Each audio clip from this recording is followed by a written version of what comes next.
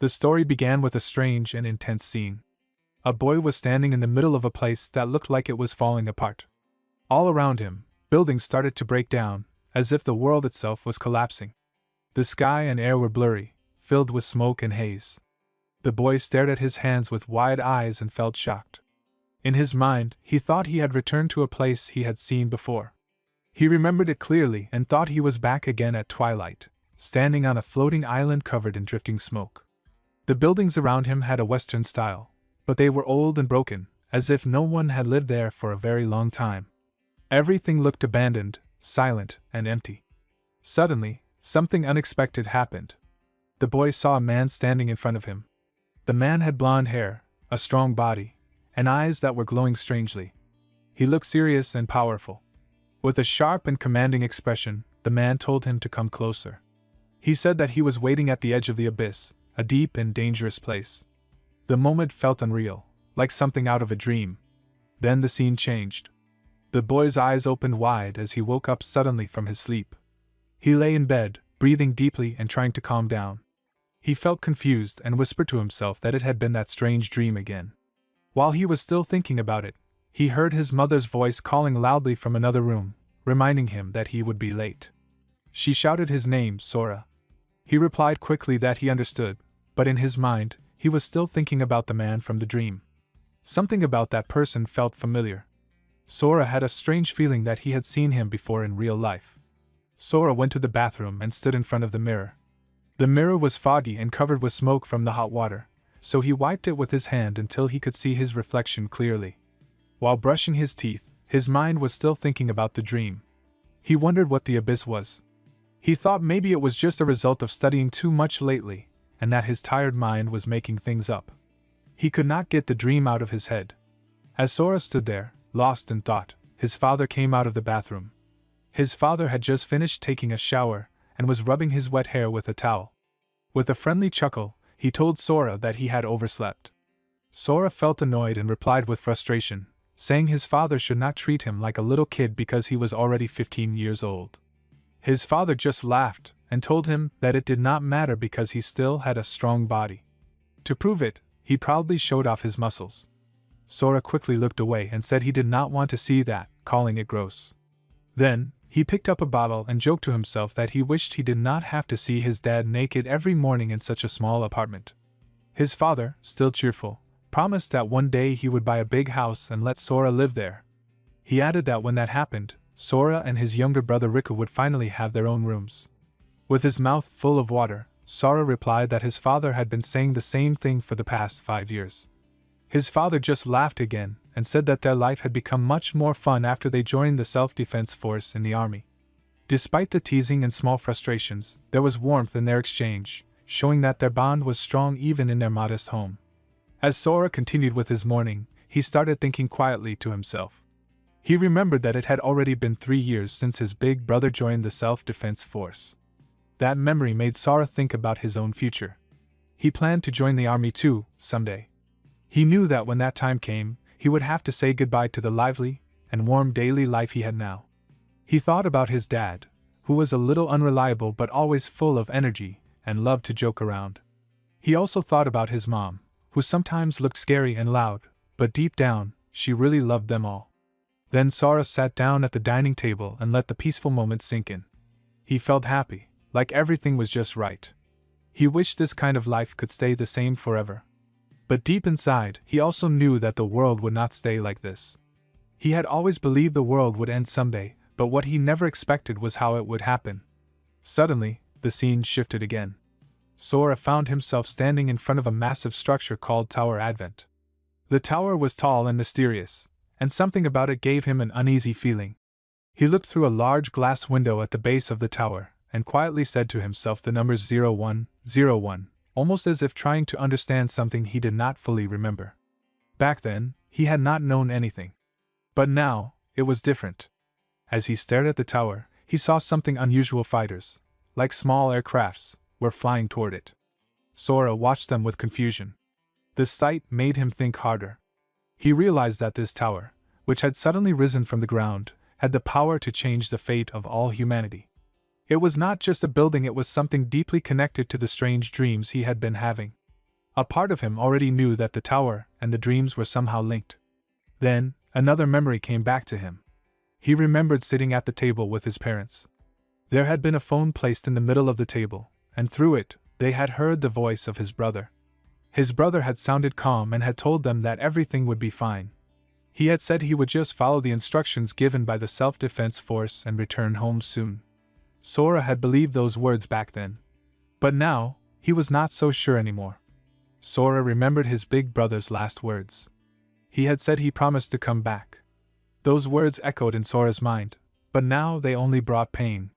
Sora held his head in both hands and thought in a small, shaky voice that they were never able to contact his brother again after that night. It was as if he had completely disappeared. The memory felt heavy. He remembered sitting with his parents in front of the television during the time when everything started to fall apart. Back then, the news reporters had tried to calm everyone down. They said everything would be fine if people just stayed inside their homes. Sora believed them at first. But then things got worse. His mother had shouted in shock that 20 towers had appeared all around the world. The number was terrifying. No one understood where they came from or what they were. These towers had suddenly risen, just like the one called Tower Advent. Sora thought to himself that after a while, even the news stopped reporting updates.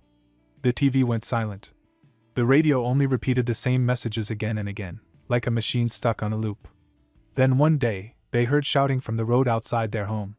Someone was warning everyone to hurry and evacuate to the shelter. Sora and his family quickly packed what they could and prepared to leave.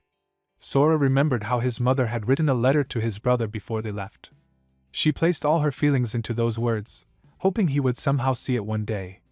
On their way to the shelter, Sora noticed many things around them. The world felt strange and broken. It was like everything around them was trying to send a warning, trying to say something was deeply wrong. They saw a group of soldiers passing by in a high-mobility military vehicle. Sora looked at their faces, and all he saw was despair. The soldiers looked exhausted and hopeless. The cars they rode in were covered in horrible scars, like they had been through battles. The metal was torn, and the windows were cracked. A terrible, rotten smell floated from the vehicles. It made Sora feel sick. He realized then that things were much worse than the news had ever told them. While Sora was deep in thought, his father looked around and asked in a confused voice what was happening to the world. No one had any answers. Things were falling apart too quickly. Soon after, their family reached a large gymnasium that had been turned into a temporary shelter. Sora looked around and saw that the shelter was completely packed with refugees. So many people had gathered there, but almost no one spoke. The silence felt heavy, like everyone was simply waiting to hear a final judgment. It felt as if they were all waiting for something terrible they couldn't stop. As Sora stood there, his eyes fell on an old man sitting quietly on the ground, looking weak and tired. Before he could keep thinking about it, his mother called out to him and told him to hurry. He nodded and stepped behind his parents, saying okay. But deep inside, his thoughts continued. Even in that heavy silence, there were always people who caused trouble. Some people just wanted to be noticed, to prove they still existed. Then, something happened right in front of him. A man suddenly grabbed a young boy by the arm and shouted at him angrily, accusing the boy of stealing his bread. The child, scared and trying to defend himself, shouted back that he had not stolen anything. He said everyone had been given one piece of bread and that the man had already eaten his share. But before the boy could finish speaking, the man struck him hard. The hit was loud and cruel. People all around the shelter started whispering in shock. One person said the man had hit the child. Another person urged someone to step in and stop it. But no one moved. Then the man bent down, still wearing a dark and twisted smile. He snatched a piece of bread from the boy's hand and leaned in close to the child's face.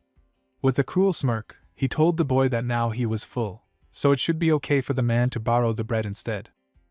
It was clear the man did not care about fairness or kindness. He just wanted power, even if it meant bullying a child during a time of crisis. The young boy, with his face covered in sweat and pain, nodded slowly while clenching his teeth. Tears filled his eyes.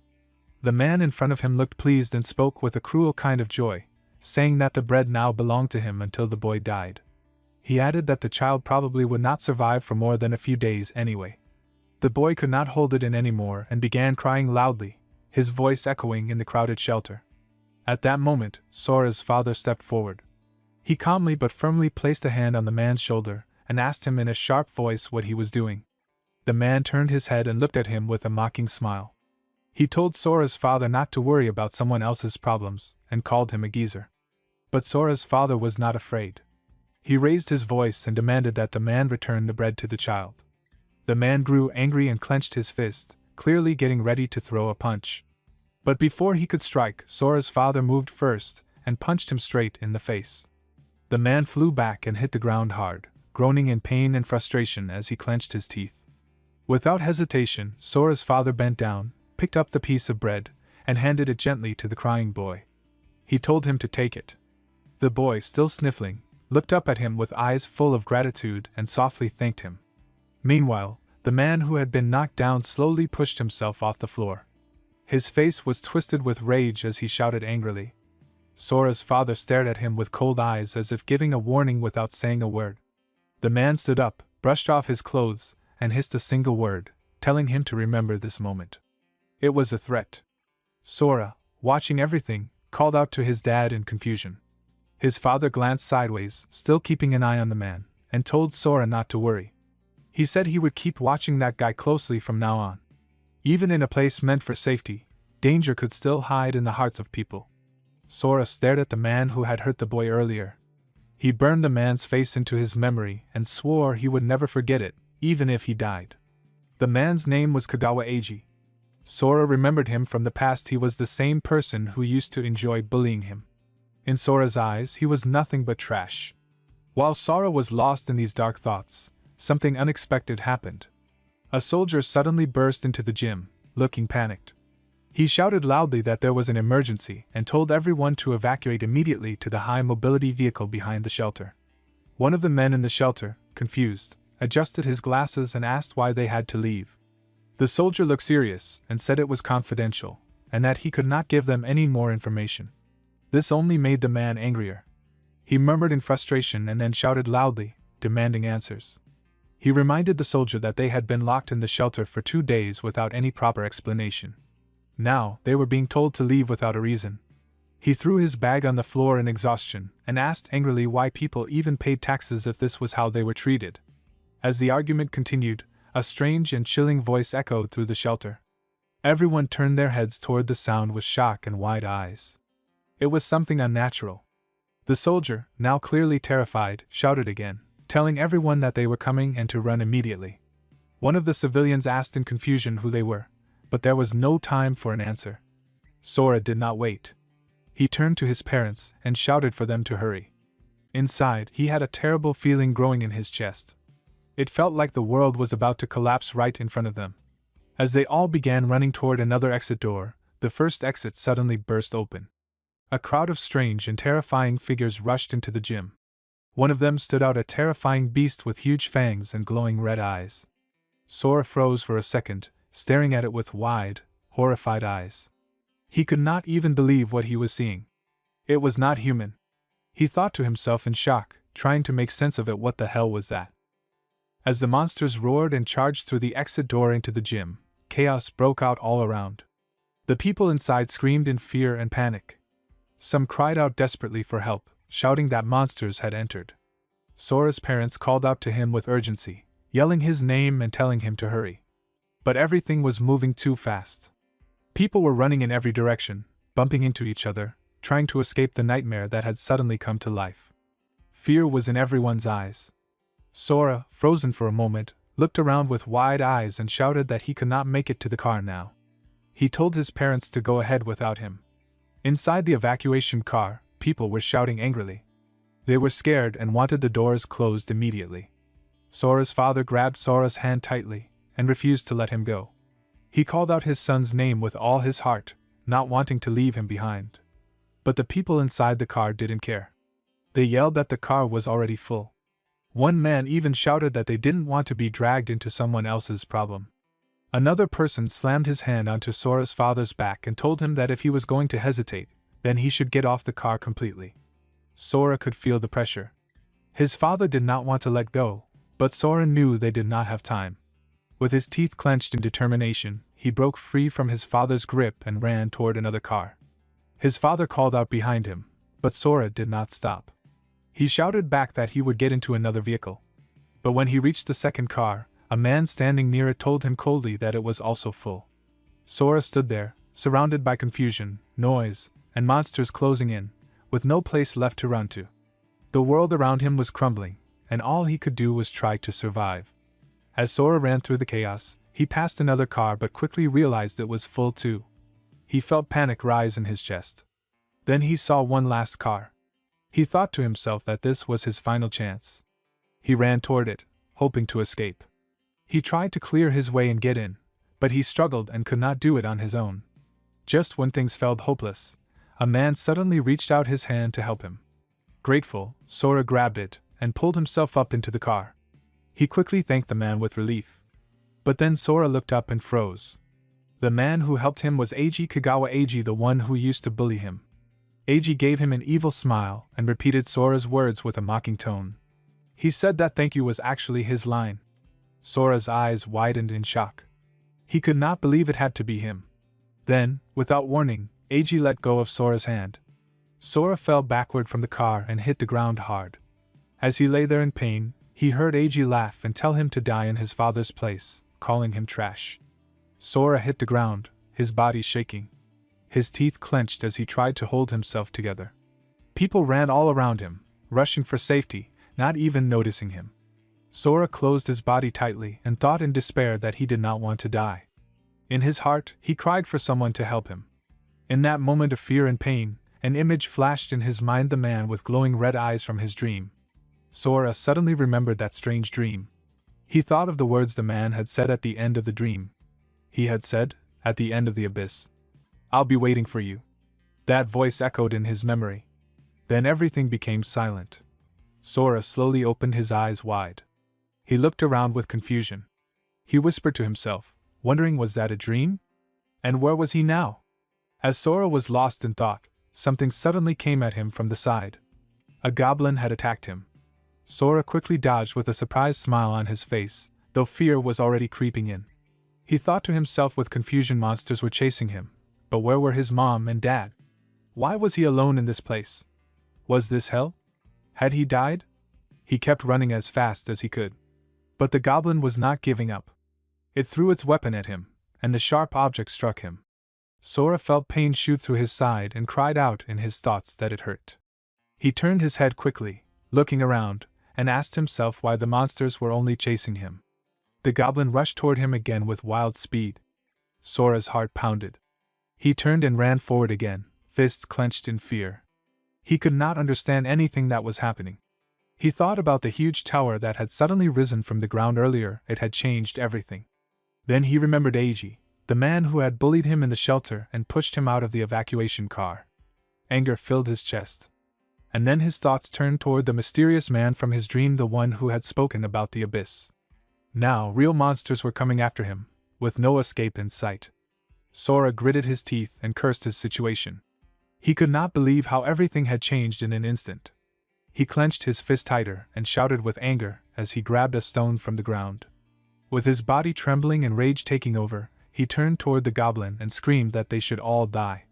He threw himself forward with all the strength he had left, holding the stone in his hand, ready to fight. Sora slammed the stone down hard on the goblin's head. The monster fell to the ground with a loud thud, and blood quickly spread around its body. Sora dropped to his knees beside the dead creature, breathing heavily and shaking. He thought with relief that he had survived. As he stared closely at the goblin's lifeless form, he noticed something strange. It looked like a monster from a video game. Then he saw something else. There were strange black marks on the goblin's chest, and he wondered if they were runes. Suddenly, something very strange happened. Sora gasped in shock as he saw a glowing black stone slowly rise from the goblin's chest and float in the air. His eyes widened as he watched it. He asked himself what it was. Then, without warning, the black stone shot forward like a bullet and embedded itself into his body. He cried out and clenched his teeth as pain hit him. But something was changing. Sora noticed that the wound he had received earlier was healing quickly. He was stunned. Not only was the pain fading, but he felt different, stronger, faster. He looked at his hands and thought with disbelief that his body had become more powerful. He wondered if defeating enemies could make him stronger, just like in video games. He stood up, still breathing hard, and picked up the goblin's weapon. It was not much, but it was better than nothing. As he turned away from the body, he thought to himself that there might be more monsters hiding on this small island. He needed to stay alert. He decided to check the area carefully to avoid another surprise attack. After some time passed, Sora carefully looked around the floating island again. He thought to himself that he had already walked around the whole area once, and there were no more monsters nearby. Then, his eyes landed on a door. It was broken and made of stone. He wondered if that door was the only way to leave the island. He walked toward the edge of the island and looked around.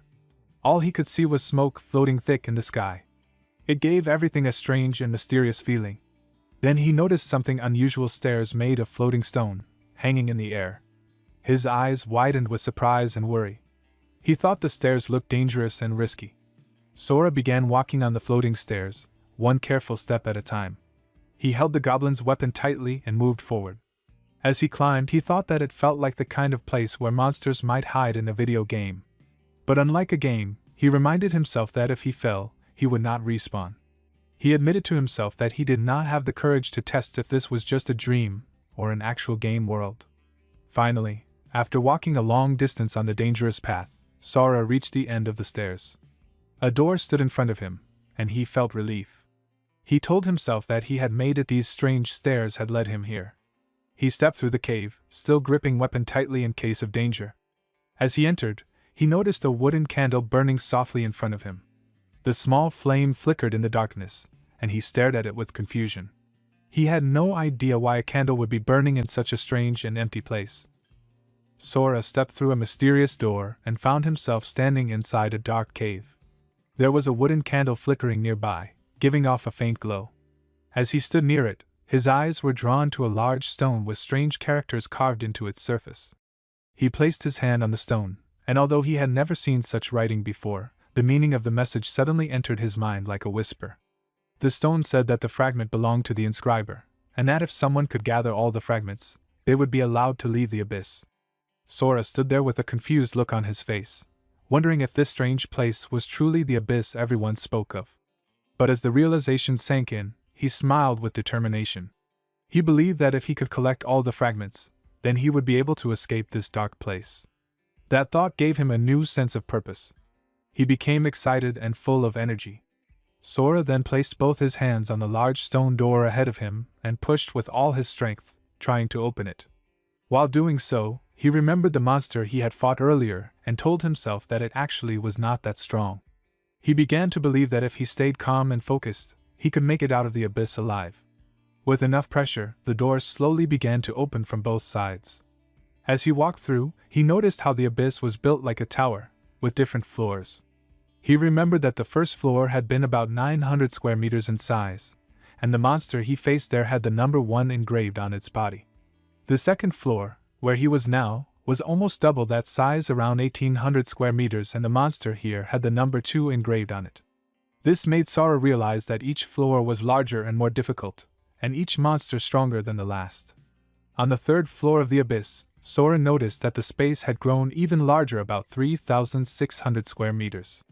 This time, there were 4 monsters, but only one of them had the number 3 engraved on its body.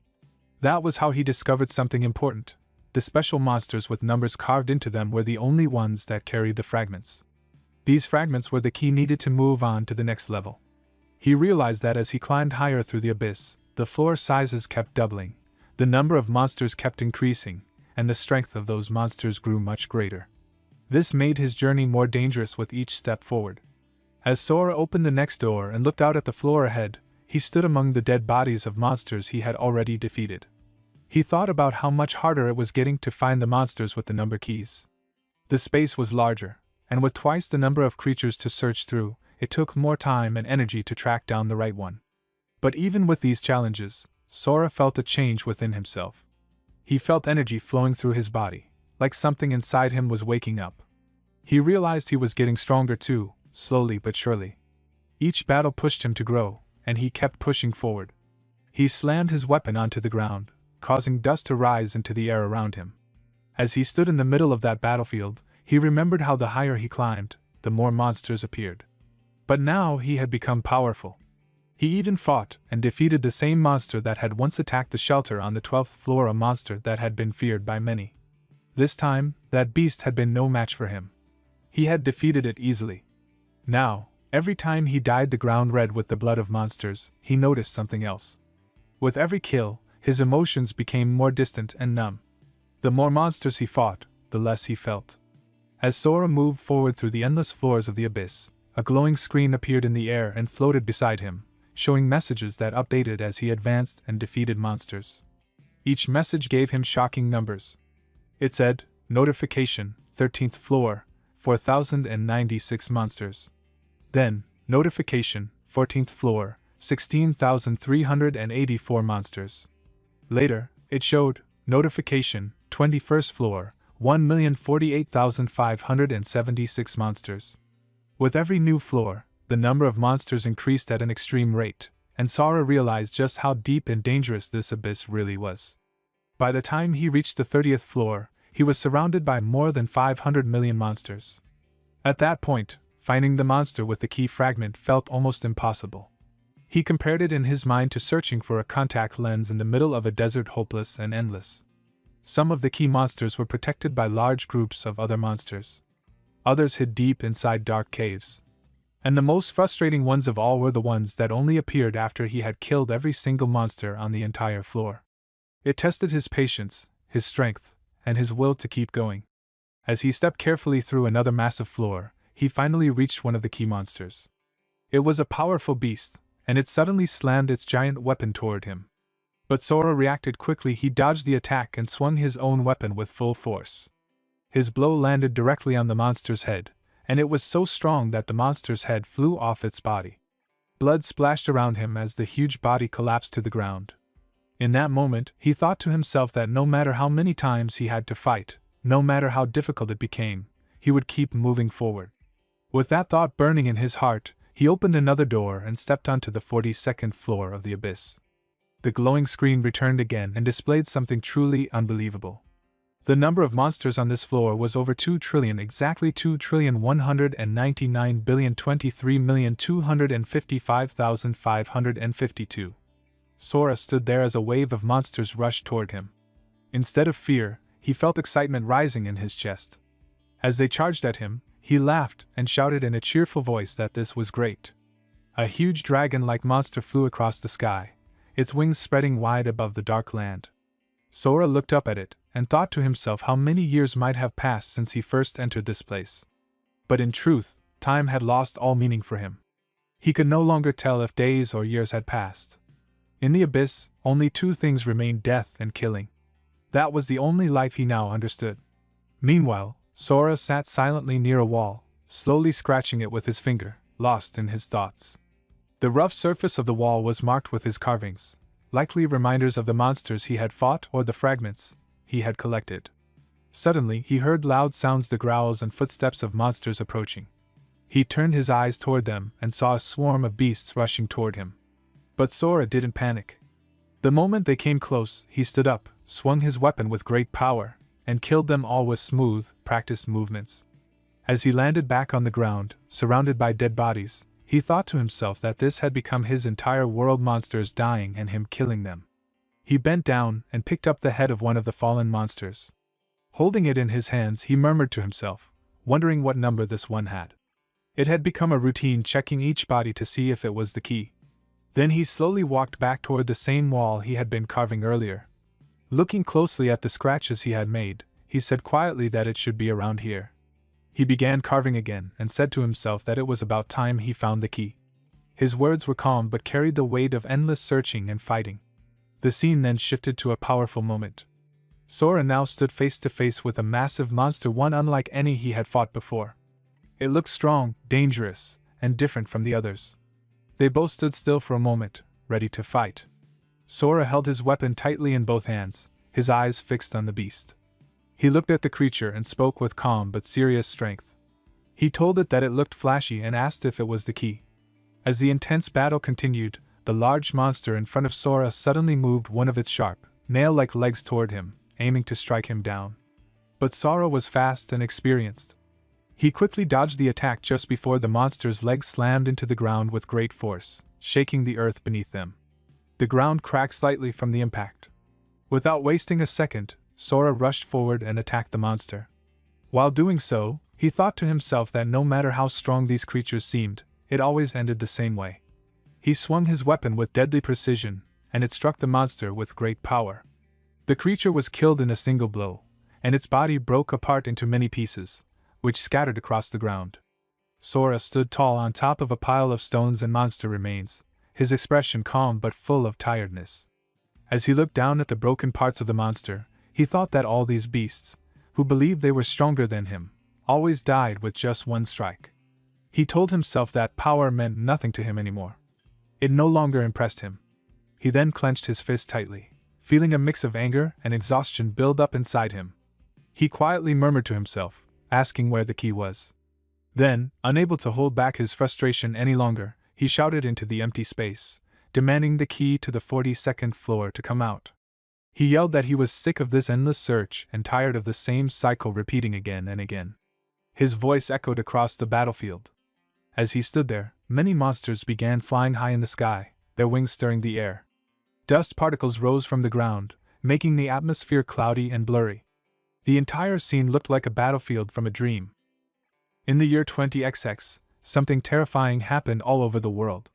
20 giant towers suddenly appeared across the globe.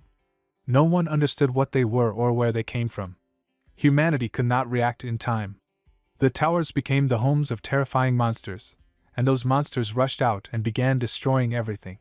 Cities were crushed, people were killed, and most of mankind was wiped out.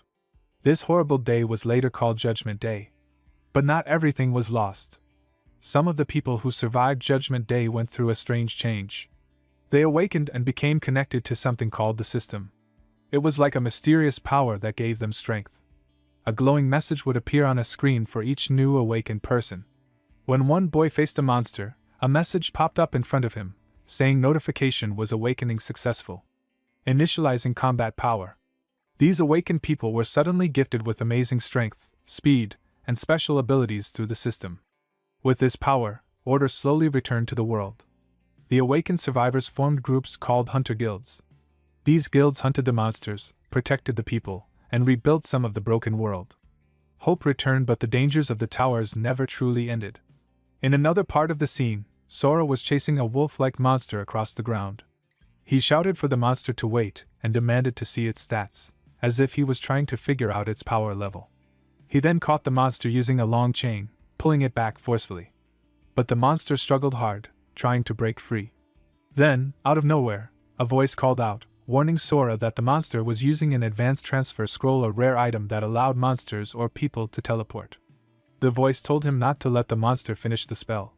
Sora was shocked. As he listened, he murmured to himself, confused, asking if that voice had spoken human language. He did not expect a monster to sound like a person. As he looked up, something even stranger happened. The monster's body began to rise into the air. A bright line of energy appeared between the sky and the ground, twirling like magic, and the monster started floating up through that beam. Sora watched with wide eyes and thought there was no way this could be happening. He was completely shocked. In front of him, above the swirling beam of light, there seemed to be something unbelievable, an exit. But deep inside, he hoped it was true. With determination in his eyes, he bent his knees and prepared himself. Then, with all the strength he had, he jumped high into the air, aiming straight toward the circle of energy that had formed in the sky. As he flew upward, a glowing red message suddenly appeared in front of him. It said, "Warning, Abyssal Summon cannot transfer more than 2 beings." But Sora did not stop. More and more screens floated around him, trying to block his way. He gritted his teeth and thought with burning anger that no one would stop him. He shouted silently in his heart, and pushed himself forward through the beam with full force. At the same time, far from the abyss, in a place near Earth's city, the scene changed. Many monsters were flying through the sky, filling the air with chaos and fear. There was a young woman with red hair. Her name was Usanazaki, and she was a level 19 awakened. She ran as fast as she could, her heels clicking loudly against the ground, while fear filled her heart. She thought to herself that she could not let the monsters keep chasing her. But her escape did not go as planned. Suddenly, her foot got caught in a thick rope-like bush, and she tripped forward, falling hard to the ground. She looked with wide, frightened eyes and realized she was in danger. She muttered to herself that this situation was really bad. Then, a deep voice reached her. Standing in front of her were two people. One was a large, muscular man carrying a massive weapon on his shoulder. The other was a woman, standing calmly beside him. The man was Shousai Toshida, a level 38 awakened known as a barbarian. He looked down at you with no mercy and said with force, telling her to hand over the advanced transfer scroll. As the tension grew in the forest clearing, another man stepped forward in front of Yusanazaki. He looked serious and spoke with a strong voice, saying that a level 60 scroll was too powerful for a level 15 beginner like her. His name was Chuji Shidu, a level 35 swordsman, and he stood confidently with a smirk on his face. He warned you that if she did not hand over the scroll, he would not hold back. Another person in their group, a woman named Aika, who was a level 34 druid, turned her head and gave a cold warning. She said there should be no killing.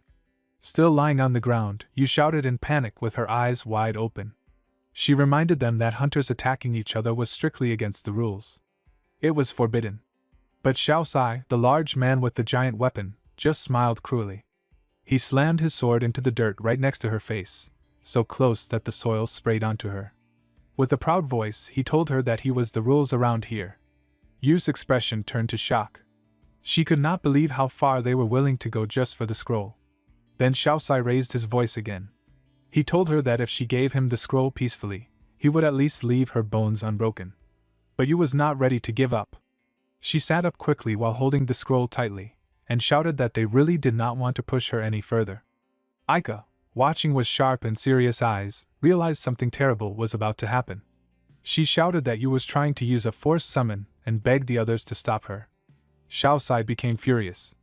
His teeth clenched in anger, and he rushed toward her with his sword raised, screaming for her to give him the scroll.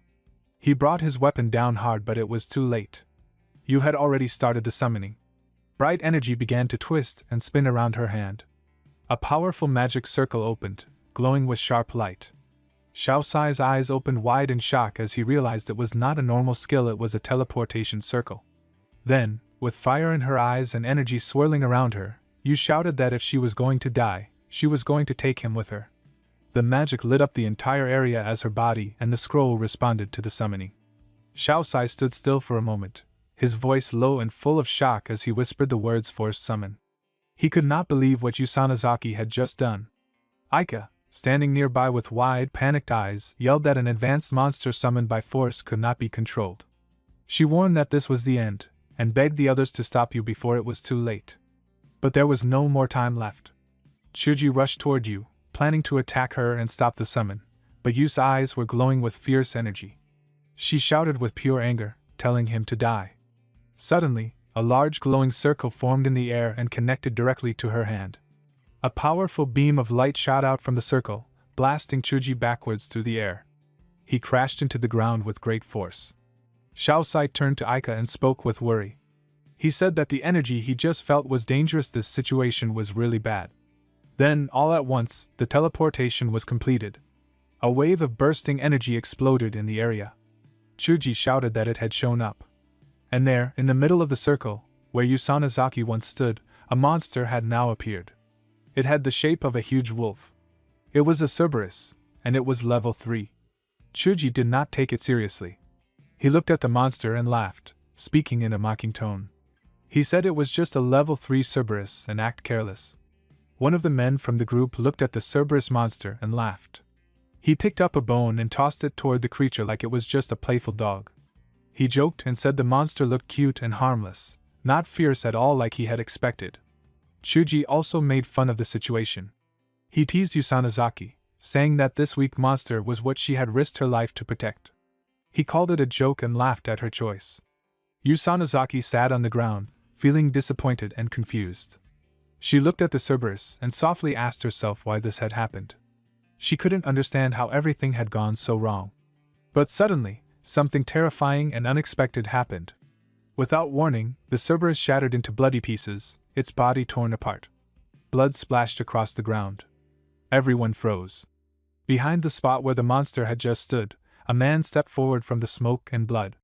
It was Sora. His presence was filled with powerful energy. He walked calmly toward Yusanazaki, who was still sitting on the ground in shock. She stared at him, trying to speak, her voice shaking.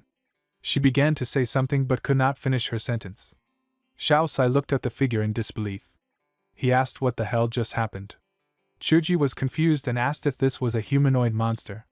They had never seen someone like Sora before, someone who appeared out of a summon instead of a beast. Sora slowly turned his head toward them. His face looked calm but serious. He simply said, "I am free." Then he suddenly shouted with joy, lifting his arms into the air. He smiled wide, his face full of happiness, and looked up at the sky. He declared with excitement that he had finally escaped that place, the abyss. The scene began with Shaosai feeling frozen in place, shocked just from hearing a terrifying laugh. Aika stood beside him, eyes wide in fear as she covered her face, trying to endure a powerful gust of wind. She cried out, overwhelmed by the pressure, asking who could possibly be causing such a force. Through the chaos, they saw a figure standing calmly before them.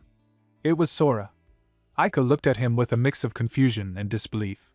Suddenly, Sora stepped forward and grabbed Aika by both shoulders, his voice desperate as he asked if this was really Earth. Aika, her voice shaking, confirmed that it was. Upon hearing her answer, Sora felt an immense relief wash over him. With a joyful expression, he exclaimed that he had finally made it back. Then, noticing their strange outfits, he asked if they were doing some kind of cosplay. His question clearly irritated Chuji and Shaosai, who glanced at each other with frustration. Before anyone could respond, Sora warned them not to mock the Koshu Guild Tiger's roar, calling them punks. As he spoke, Shaosai and Chuji charged at him, swinging their swords with full force. But even as their blades made contact, they did no damage. Sora stood completely unhurt. His eyes lit up with a glowing rage as he turned toward them. Shaosai stepped back, horrified, and muttered that Sora was a monster. The word repeated in Sora's mind, monster. It echoed with confusion and disbelief. Then, suddenly, he grabbed Shaosai by the neck. Shaosai struggled in pain, unable to break free, as his reflection appeared in Sora's intense gaze. The atmosphere grew heavier as energy started swirling violently around Sora. His eyes glowed with intensity, and he shouted at Shaosai to show him his number. Shaosai, still caught in Sora's strong grip and gasping for breath, murmured in confusion. He had no idea what Sora was talking about and struggled to free himself by grabbing Sora's hand. The word number did not make any sense to him. Sora looked confused as well, unsure why Shaosai had no idea what he meant. Then, almost as if realizing something, Sora suddenly let go of Shaosai's neck. Shaosai fell backward, dropping to his knees and coughing as he tried to recover. His voice trembled with frustration as he cursed the situation, wondering how it was possible even with his strong body, he had been overpowered so easily. Chuji, still shocked by what had happened, called out to Shaosai, addressing him as boss. But Sora coldly told them both to get lost. As Shaosai and Chuji started walking away, Shaosai turned his head with a glare full of hatred and anger, shouting that Sora would regret this. After they left, only Sora and Usanazaki remained in the area. Yu stood still, staring at Sora's back with a mixture of fear and awe. She noticed the raw strength he carried and the terrifying scars that marked his body. Her eyes widened as her thoughts raced.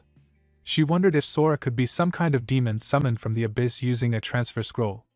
The way he had appeared, his overwhelming power, and the strange energy around him, it was all too strange to be human. As she was deep in thought, Sora turned his head and asked how many years it had been since the tower appeared. Yu blinked for a moment, then replied that it had been 5 years. Sora stood silently for a moment, filled with countless questions running through his mind. Was this really Earth? Why did he need to ask something so basic? Then more thoughts came that what was the story behind that transfer scroll, her strange outfit, and everything he had just experienced? None of it made sense to him, and the confusion in his heart only grew stronger. Usanazaki explaining to Sora what had happened since the tower appeared. She told him that after the tower showed up, a strange system awakened inside humans, giving them powers and abilities they never had before. As she spoke, a glowing screen floated in the air, showing a grim message. Since the tower's arrival 5 years ago, 1/3 of the cities had already fallen. The world was no longer the same. Yu began to say more, but Sora quickly interrupted her. His voice was sharp and filled with disbelief as he asked if the outside world had truly changed that much during the 5 years he was trapped in the abyss. Yu nodded and gave him more terrible news that S City had just gone through its 7th major invasion, and she had barely escaped with her life. Hearing the name of the city made Sora's heart pound. His eyes widened in shock because S City was where he used to live. Panic and urgency rushed through him. He grabbed you by the shoulders and asked desperately about Imai City, wanting to know what was happening there now.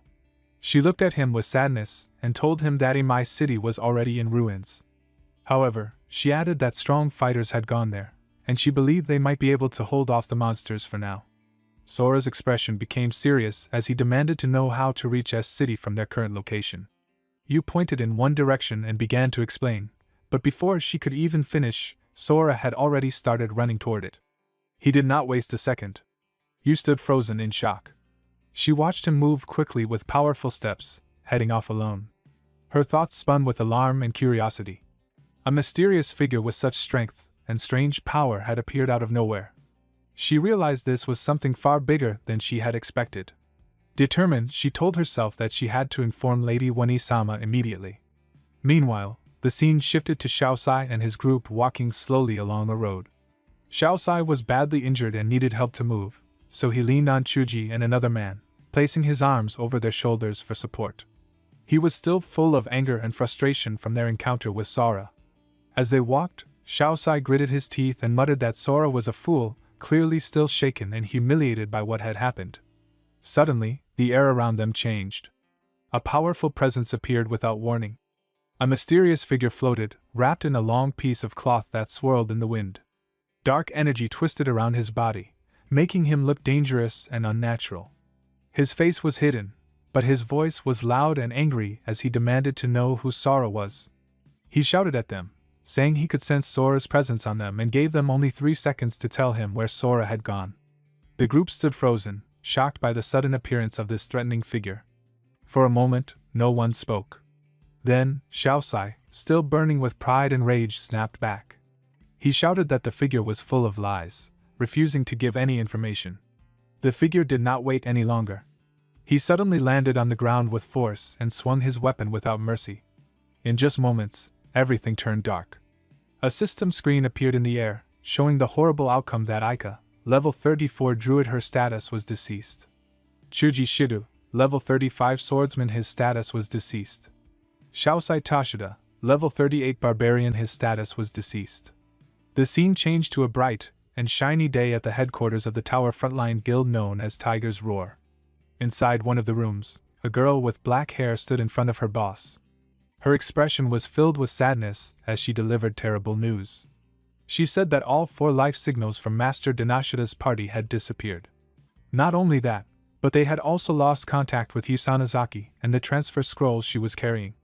Just then, a hand holding a wine glass appeared, and a deep voice responded with frustration, calling the team useless trash.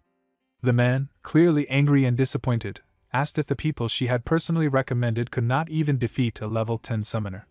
The girl's voice trembled as she tried to explain that all their life signals vanished at the same moment. In other words, they were all killed instantly. The man looked confused at first, then realized what that meant: they were taken out in a single strike. He was Mukai Licht, a level 118 Storm Priest. He was clearly a powerful and important figure. As he turned his head toward the girl, he gave a direct order to find out who was responsible for wiping out the team. She nodded quickly and replied with a respect. But Mukai Licht was not done yet. He stood up from his chair and gave another command, saying that no matter what, they had to capture Yusanazaki and make her explain everything to that person. Again, the girl obeyed with a firm response. Mukai Licht walked toward a large glass window, put his hands in his pockets, and looked out over the city. His voice was calm but deadly as he declared that anyone who dared to harm his subordinates would be killed. Just as he spoke those chilling words, something flashed past the window with incredible speed. Mukai's eyes followed the blur. It was Sora, moving so fast he was nearly invisible. Mukai sensed something strange in the air, a strong and overwhelming smell of blood. Confused and alert, he murmured to himself, wondering who it could be. He realized the direction the presence was heading in was toward a fallen zone, one of the most dangerous areas. His thoughts grew more serious. He could feel that this invasion was different from all the others. A powerful force was moving, something far more dangerous than anything they had seen in the past 5 years. He believed the tower, which had been silent for so long, was finally waking up. Realizing how serious the situation had become, Mukai turned quickly and gave an urgent order to all search squads. He told them to fall back immediately because they were now facing a full-blown crisis. At the same time, outside, Sora jumped high into the sky with incredible power began to move forward. Around him, small dragons flew across the sky. The scene changed again, this time to the S-City Fallen Zone, a place full of ruin and danger. Sora sat quietly on a rooftop, looking down at the destroyed city. His heart was heavy. He thought about how everything had changed during the 5 years he was trapped in the abyss. The once lively city had become a place of death and horror. But he also thought about himself. In those 5 long years he had changed too. He had grown stronger, forced to survive in a nightmare world. He remembered the pain and darkness of the abyss, how he had nearly lost his humanity. He used to be a coward, someone who feared monsters and danger. But the struggle in the abyss had sharpened him. He remembered the moments when he had to eat raw meat to survive, blood dripping down his face, and his eyes glowing red like a beast. He had come close to becoming something less than human. But even in that darkness, there was one thing that kept him from losing himself completely: the memory of his family. With tears in his eyes, he thought about them. Those thoughts gave him the strength to hold on. Just then, a small flying monster appeared near him.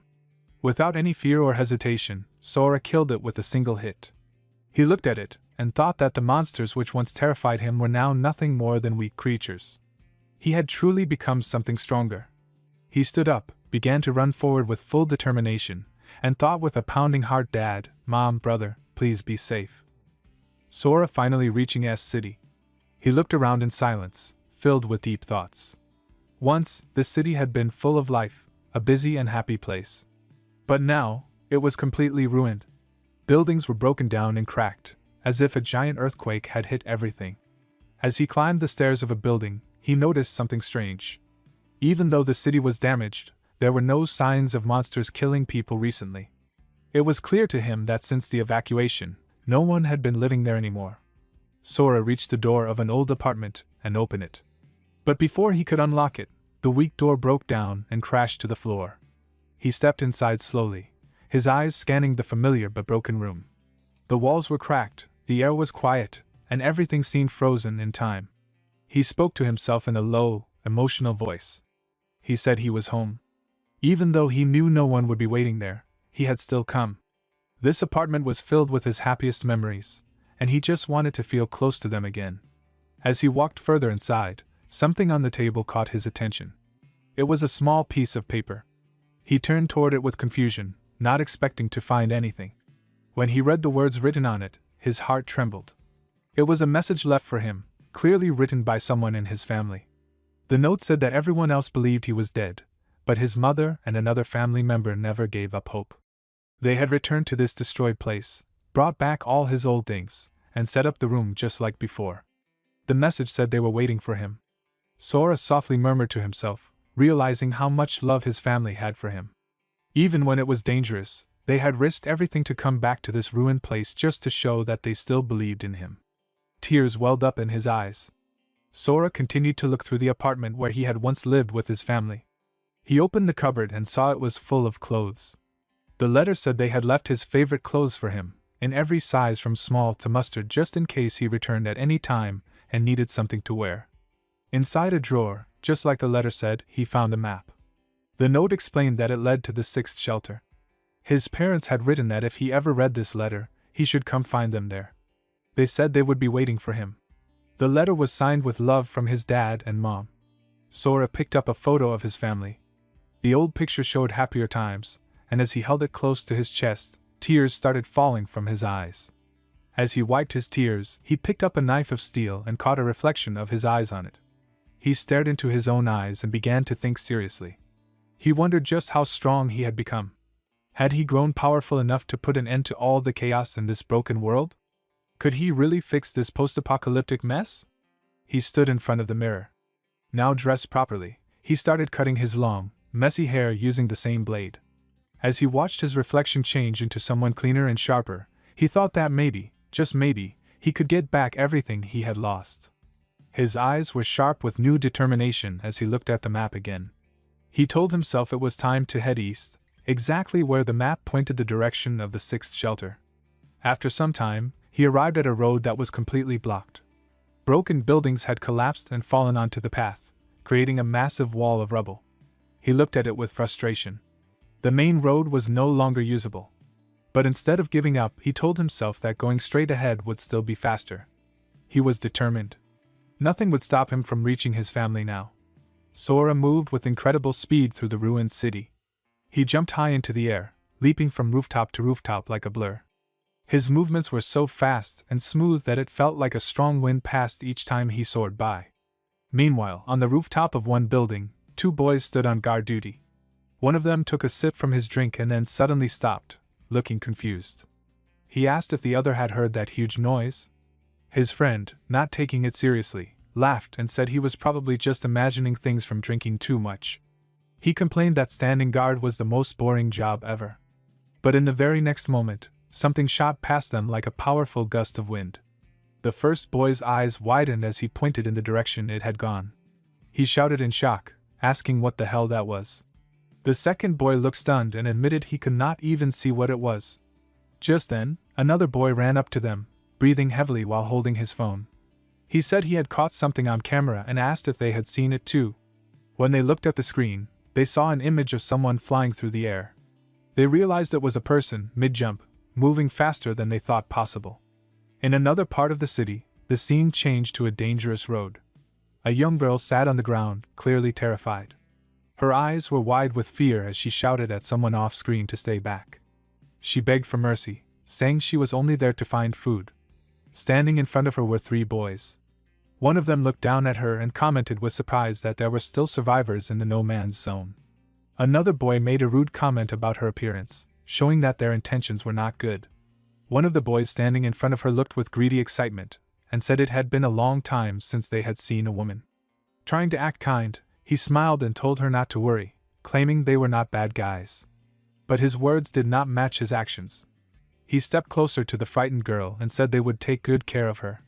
The girl, with fear in her eyes, shook her head and said no. Ignoring her, the boy sat down beside her on the ground. He placed his hand on her shoulder and tried to calm her by saying she did not need to be scared. His tone became disgusting as he said it would be a waste not to use her body. The girl was terrified. She closed her eyes tightly and began crying, unable to move. At that exact moment, Sora arrived. He slammed his foot on the ground so hard that dust and debris floated into the air around him.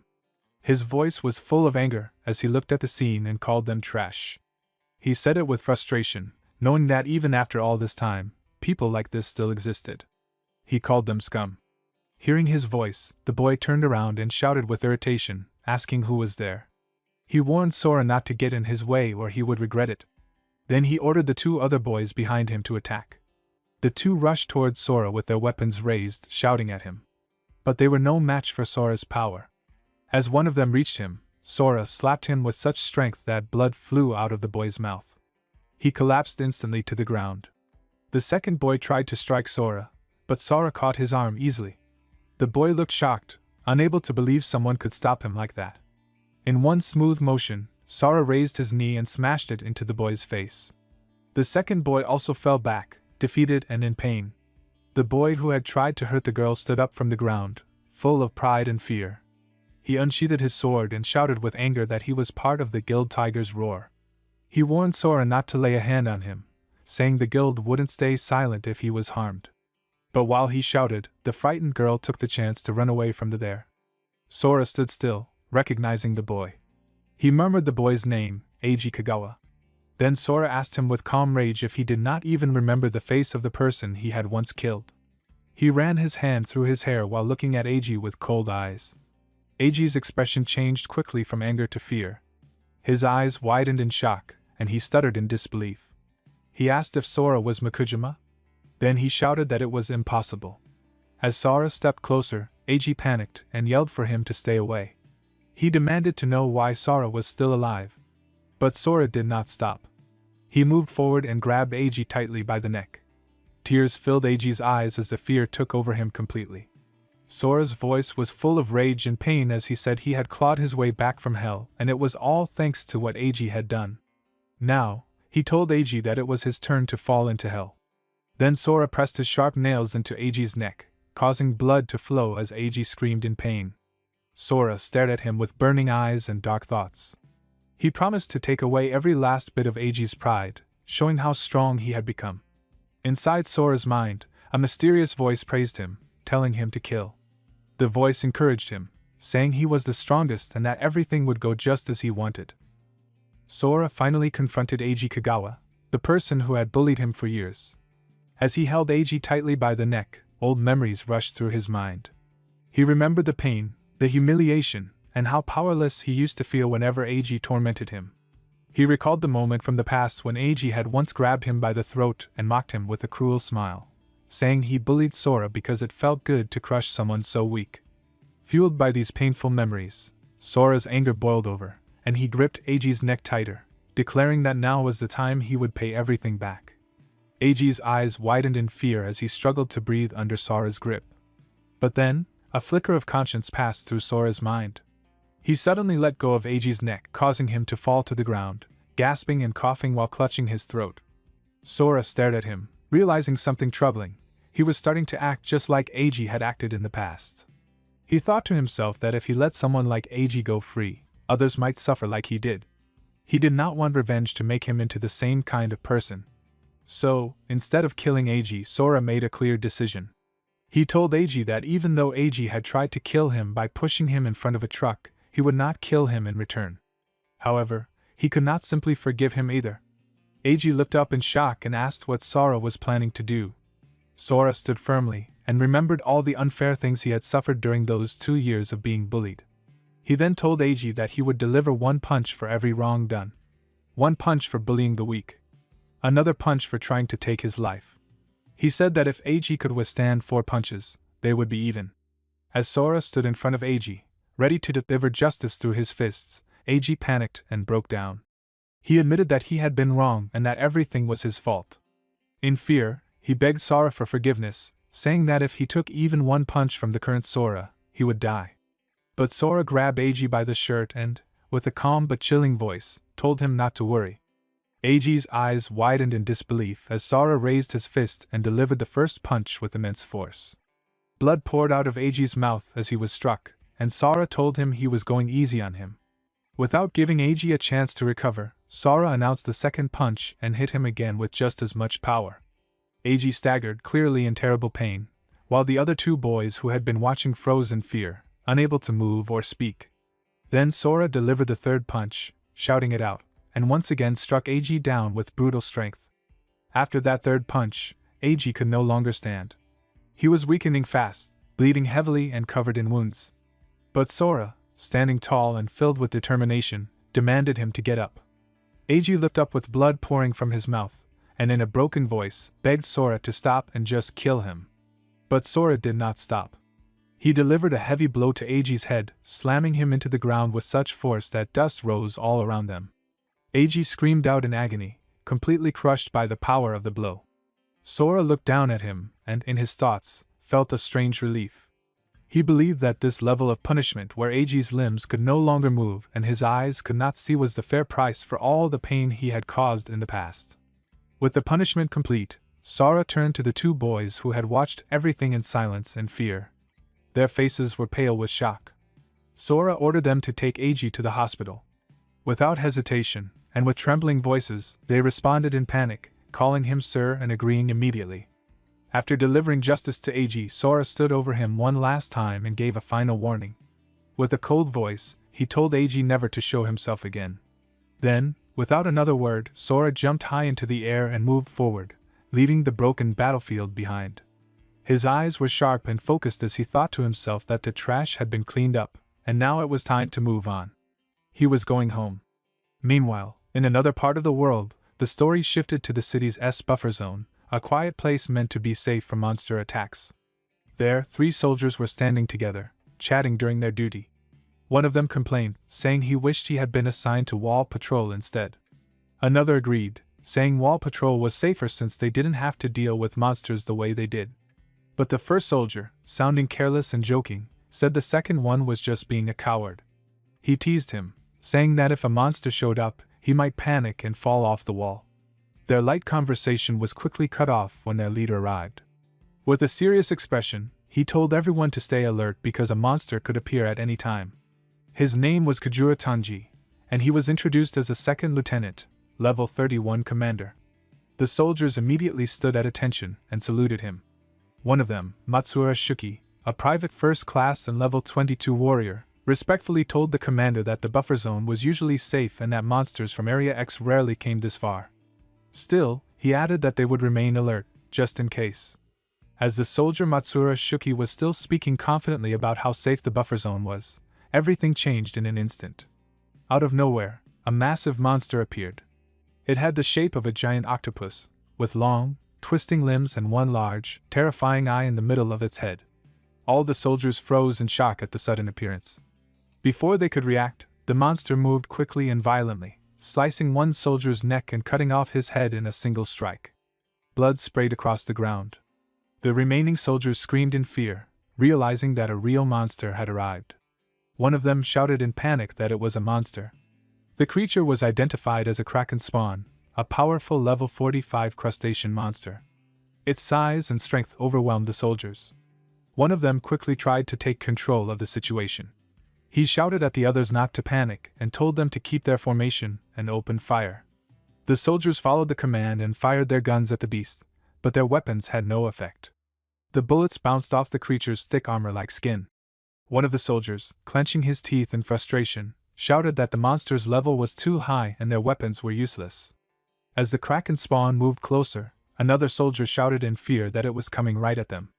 Commander Kajura, seeing the danger, immediately gave a loud order for everyone to scatter. But the monster attacked too fast. It started killing more soldiers, throwing its tentacles around and tearing through the group like paper. In anger, one brave soldier shouted at the beast, calling it a stupid octopus. Filled with rage, he rushed toward the monster, screaming that he would take it down, even if it cost him his life. But just as the soldier got close to the monster, something strange happened. The kraken spawn suddenly stopped moving. It lowered its limbs and backed away slowly. The attacking soldier paused in confusion, and another soldier murmured in disbelief, asking why the monster had stopped attacking. He guessed that the monster looked scared. The soldiers were shocked but hopeful. One of them, feeling encouraged, shouted that he did not know what the monster was afraid of, but now was their chance to fight back. One of them took a bold step. He threw a large bag filled with explosives directly at the kraken spawn and shouted for it to die. The soldiers quickly moved back, creating distance between themselves and the monster. A massive explosion followed, shaking the area and filling it with thick smoke. The blast was loud and powerful, and for a moment, it felt like they might have won. One of the soldiers, with wide eyes, asked if they had finally killed the monster. But as the smoke slowly cleared, their hope turned to horror. The kraken spawn still stood there, completely unharmed. It had not taken any damage at all. The soldier who had asked the question fell back to the ground in shock and screamed in fear that the monster was totally untouched. The kraken then raised one of its large legs and aimed to crush the fallen soldier. Just when it looked like the end for him, someone unexpected appeared. Sora came flying through the air and landed directly on top of the monster's head. With a powerful strike, he slashed the monster, and blood sprayed from the wound. In an instant, the tide of the battle turned. All the soldiers stood frozen in place, their eyes wide with disbelief. One of them murmured in shock, realizing the truth. They understood now why the monster had stopped attacking before. It had been afraid of Sora. He was the reason it had hesitated. Sora then stood tall on top of the now dead kraken spawn. Its body collapsed beneath him, and blood spilled across the ground. After the intense battle with the kraken spawn, everyone stood in shock. Kajura Tanji, the second lieutenant, looked at Sora with wide eyes. He couldn't believe what he had just seen. That monster had come out of a huge explosion without a single scratch, yet Sora had defeated it with just one powerful blow. Kajura knew that only a few people in the world had that kind of S-class destructive strength. But even with all his experience, he had never seen anyone like Sora before. Deep inside, he made a promise to himself no matter what it took, he would find out who this mysterious warrior was. At that moment, a special message appeared on Kajura's screen. It showed the words about special skill which he used: reconnaissance, advanced, able to view target information. The closer the level, the more details can be seen. Kajura stared at the Sora, hoping to get some answers about him. But suddenly, his eyes widened in shock. The system gave him a warning. Another message appeared: system warning, show respect. Kujura's face turned serious and confused. He clenched his teeth in frustration as he realized something unbelievable: he could not see any of Sora's information. It was like Sora was on a whole different level, beyond the system's ability to read. At the same time, chaos broke out nearby. A group of soldiers rushed in panic. Kujura had collapsed due to warning and unable to detect. Several soldiers tried to lift him up, holding his arms. One of them asked what was wrong, while others shouted in fear that the second lieutenant had collapsed and a medic needed to be called immediately. While all of this happened, Sora calmly turned his gaze toward the injured soldiers. Then he looked at Matsura Shuki, the young private who had been brave during the fight. Sora called out to him and said he wanted to ask something. Without hesitation, Matsura nodded and replied with respect that he was ready to answer. Sora turned and asked him how far Refuge Area 6 was from their current location. Matsura, still shocked by Sora's strength, replied with wide eyes that it was about 50 kilometers to the north. But he quickly added that the path passed through Area X. Sora looked confused and asked what Area X was. Matsura explained that Area X was a special zone where they were trying to hold back the monster rush. To reduce the damage caused by monsters in other places, they were focusing the monsters in that one area. Many hunters were fighting inside Area X, facing dangerous monsters. He also mentioned that defeating monsters in that area gave rare item drops, which made it a valuable but risky place. Sora listened carefully and realized something important. He thought to himself that people could defeat monsters in the real world and get item drops, just like in a video game. It surprised him that the world had changed so much. He then asked Matsura how strong the monsters were in that area. Matsura told him that the monster they had just fought was level 45, and that was already a pretty tough opponent for most of the soldiers and hunters. Sora was surprised that they were struggling so much with just a level 45 monster. He thought it was strange because to him, that kind of monster did not seem very powerful. With a small smile, he asked Matsura how many monsters above level 45 were in the monster rush. Matsura answered that there were maybe less than 100. If there were more of those kinds of monsters everywhere, then humans would have already been wiped out by now. Sora nodded as he understood the situation better. He thanked Matsura for the information and said goodbye. He seemed calm and confident, ready to continue his journey toward Refuge Area 6, even if he had to pass through a dangerous zone filled with monsters. As Sora turned to leave, Matsura suddenly called out and asked him to wait. Sora stopped and looked back at him. Matsura looked nervous but determined. He said that what he was about to ask might be selfish, but he still wanted to say it. Then he gave a deep, respectful bow and asked Sora if he would be willing to go to Area X. Matsura explained that with Sora's strength, he could save many people who were fighting and struggling in that dangerous zone. His voice was full of hope. Sora calmly asked if going through Area X was the shortest way to reach Refuge Area 6. Matsura quickly nodded. Hearing that, Sora agreed to go. Matsura looked surprised and asked if that meant Sora was really going. Before he could finish his sentence, Sora interrupted and confirmed it with a nod. He added that on his way to Area X, any monster unlucky enough to face him would be taken down without mercy. His words were calm but full of confidence and strength. The scene then changed to later that day at the rear of the front line, inside a military camp. Kujura Tanji, the second lieutenant, was lying unconscious on a soft foam bed. He had collapsed earlier due to injuries from the monster attack. Matsura stood beside him, smiling in relief. When Kujura slowly opened his eyes, Matsura called out to him happily and said he was finally awake. Kujura wiped his face and sat up slowly. He asked how long he had been unconscious. Matsura replied that it had only been about 10 minutes. Then he showed Kujura a small glass tube in his hand. Inside it was a shiny liquid. He explained that it was a recovery item dropped by the monster, and it had worked instantly to help heal Kujura. Kujura then asked about the man who had saved them earlier from the Kraken spawn. Matsura answered simply that he had headed north. Kujura sat up and clutched his head, still feeling weak. He murmured the word north and suddenly realized something important. His eyes widened in shock as he asked Matsura what he had just said. Matsura replied nervously, saying that the powerful man who had saved them had headed north to return to Refuge Area 6. Kujura asked with urgency if he went through Area X. Matsura confirmed it, though he looked confused and said that Sora did not seem worried at all. He left without any hesitation, as if passing through Area X was no big deal. Hearing that, Kujura's expression turned serious. He turned quickly and ordered Matsuura to contact Central Command right away. Matsuura looked confused and repeated the word Central Command, but followed the order. Kujura looked at his watch and thought to himself that there were still 10 minutes left until the scheduled time. He hoped Sora would make it before something terrible happened. Matsuura soon returned, standing at the gap in the camp's curtain. He informed Kujura that he had contacted Central Command using the emergency radio. He handed the phone to Kujura and asked why they needed to contact such an important office. Kujura looked at the radio with a serious face. He told Matsuura that this mission was very different from others and that the information was highly classified. That was the reason Matsuura and the other soldiers had not been told anything about it. As the phone screen started connecting, Kujura began to explain. He said that Area X, which everyone believed was a place used to hold back monsters, was actually something much worse. It was not just a battlefield. The truth was hidden from most people. The phone screen showed a signal called relay device, and at that moment, Kujura finally revealed the truth.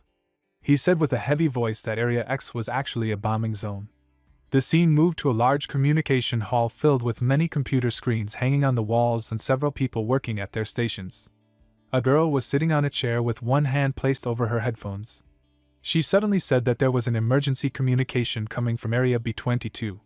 A serious-looking man sitting in the center of the hall heard her. He was introduced as Kumigaya Rinji, the Central Commander and a level 58 flame magician. Without showing much emotion, he ordered her to patch the communication through. The girl nodded and quickly began typing on her computer.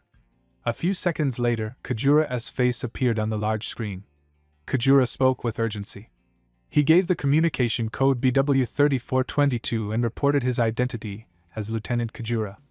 Then, he informed the Central Command that a mysterious hunter had just entered the bombing zone. He explained that this man didn't know about the secret operation taking place there. The commander, Kumigaya, responded with carelessness and a harsh tone. He asked if Kujura was just reporting his own failure.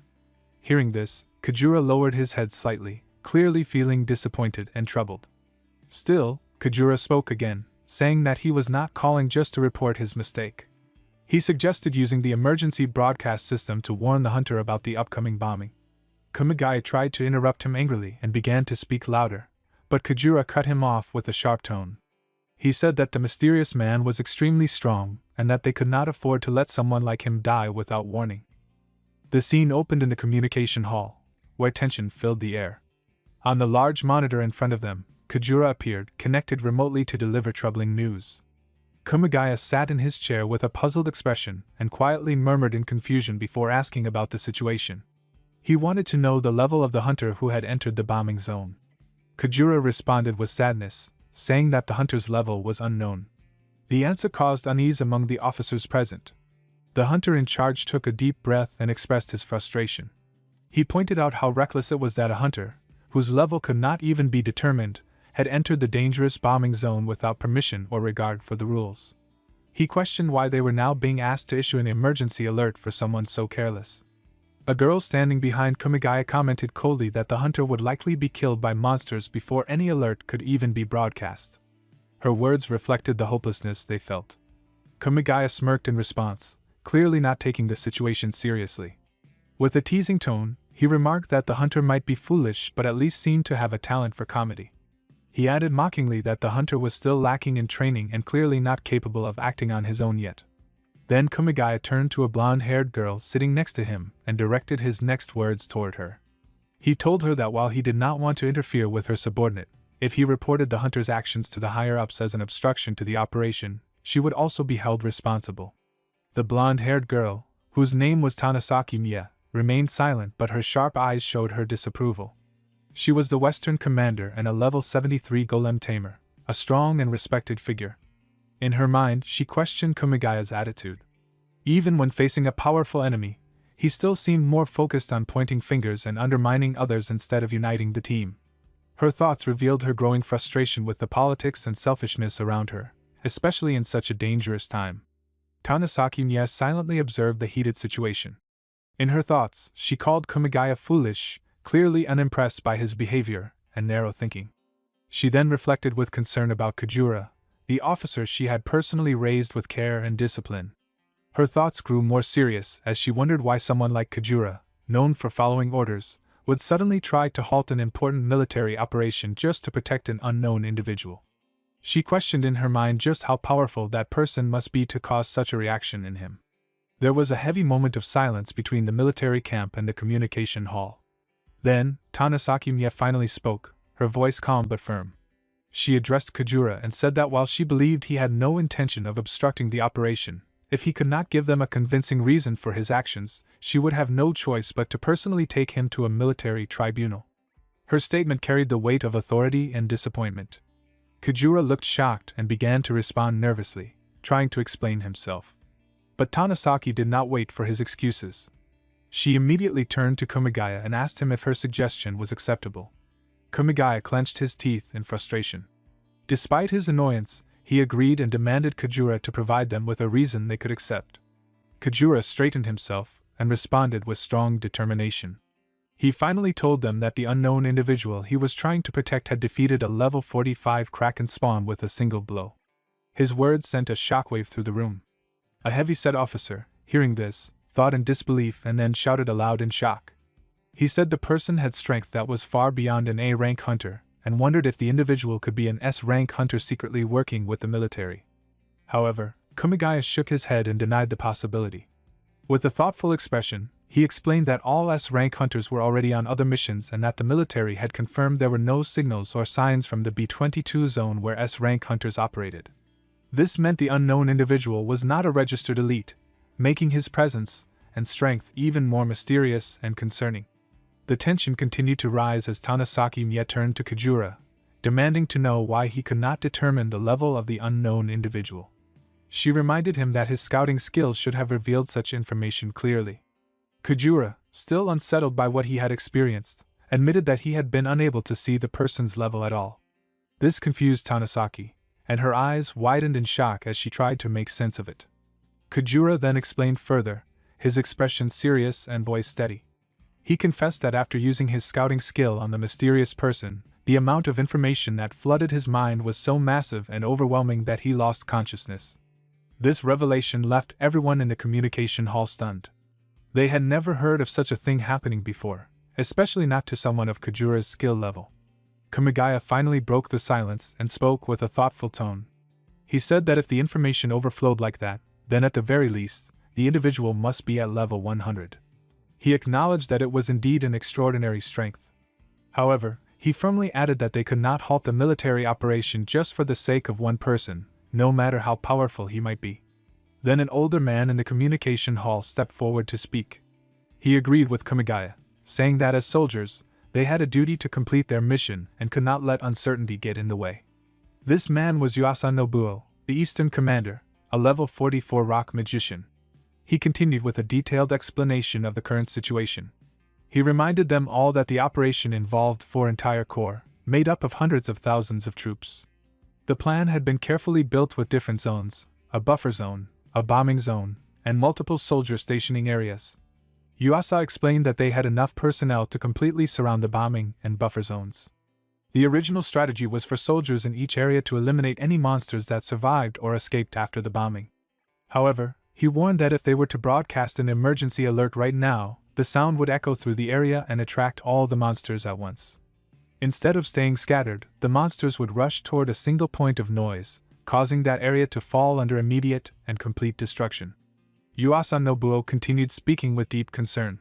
He explained that if they broadcasted an alert to save one person, it could cost the lives of hundreds of thousands of soldiers. Even if the person was an S-rank hunter, it was too great a risk to take. He ended his words with a heavy apology, making it clear that the military could not take such a chance. Kajura stood in shock, his heart clearly shaken by the decision. Meanwhile, Tanasaki Mie appeared thoughtful for a brief moment. Then, with a sharp gaze and calm authority, she confirmed the final decision. She declared that the proposal to stop the operation was rejected. She explained clearly that they could not throw away the hard work and lives of so many troops for the sake of just one individual. Her voice was final. There would be no more discussion. The operation would proceed as planned. Kajura and Matsuura both looked worried and shocked as the call came to an end. The large screen returned to silence, and the cold reality of the decision settled over the soldiers present. A wave of disappointment slowly spread across the camp. They had hoped for a different outcome, but now they had to accept it. With sadness in his voice, Matsuura called out to Kajura and reminded him that they had done everything they could. There was nothing more left to say. Kajura stood still, sadness in his eyes, but he tried to keep his posture strong. He clenched his fists tightly and responded with a strained voice, admitting that the bigger picture was more important than personal feelings. As Kajura spoke, Matsuura's eyes fell on a set of keys attached to Kajura's belt. Without warning, he quickly reached out and snatched the keys. Kajura reacted immediately with frustration and tried to stop him, but could not.